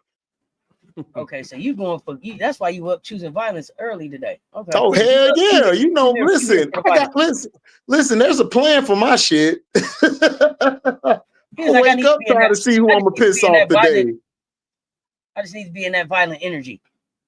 Look, listen, Auntie. I told you, man. Look, I don't have a lot of friends. I have brethren and people I'm cool with. I don't have friends. I'm gonna piss your ass off because I'm gonna say something you ain't gonna like. No, AB, I know what you're saying. I was just laughing at you because instead of it saying coaches, it said roaches. That was it. I know what you were saying. But because they put roaches up there instead of coaches, I just had to call you out. Hey, B, we do what you bet, man. Auntie, we got a Jones, man. We got a roast sometime. Yeah, I get you, bro. Roaches, black women roaches. Right. What? Well, what roaches you talking about now? You talking about the roaches you roach? Which one you talk about, AB? AB, what you got? AB, what you got going on, man? Oh, you just said, oh, LOL. Okay. Yeah, I'm gonna go see that, and then we're gonna come back and rewatch. We finna come back and rewatch Eli get beat up tonight when I get out the movie. I'm about to bounce right now to go run to the stove. Wifey got me on the stove tonight, man. Wifey got me on the stove ain't nothing tonight. like a good honeydew list. Ain't nothing like a good honeydew list. Honeydew this, honeydew that. Look, she got me barbecuing today, so I'm barbecuing some collard greens, some sweet potato cornbread. You know, mac and cheese, all of that. Yeah, shaping up to a good evening. Good evening, y'all. This thing is turning into 3 hours. I'm finna jump off here and finish this football game. I think I'm back at 11 for I'm back before that for the 10 o'clock game. We're gonna hang out and watch some hoops. Welcome to AZI TV. We had a special guest today. I am Zo Media Prince. Y'all know him from Breakdown Beyond the Arc. We got Hannah Big Doggo this week. Y'all pull up and check us out Thursday. Ooh, we got the Doggo. Y'all know me and nephew. Y'all, I'm pulling up. I'm gonna pull up. Me and nephew, y'all favorite Monday. We y'all favorite Monday afternoon hangout. Y'all will see us at 2 o'clock. 2 o'clock for now. What the sound off? Y'all know what it is. Until next time. I'm gonna piss y'all off tomorrow too. Private Man Media was in the building. Prince, thank you for pulling up. Say less. All right, man. Y'all be cool. Needle mover. Hey, stay tuned. Talk soon, y'all.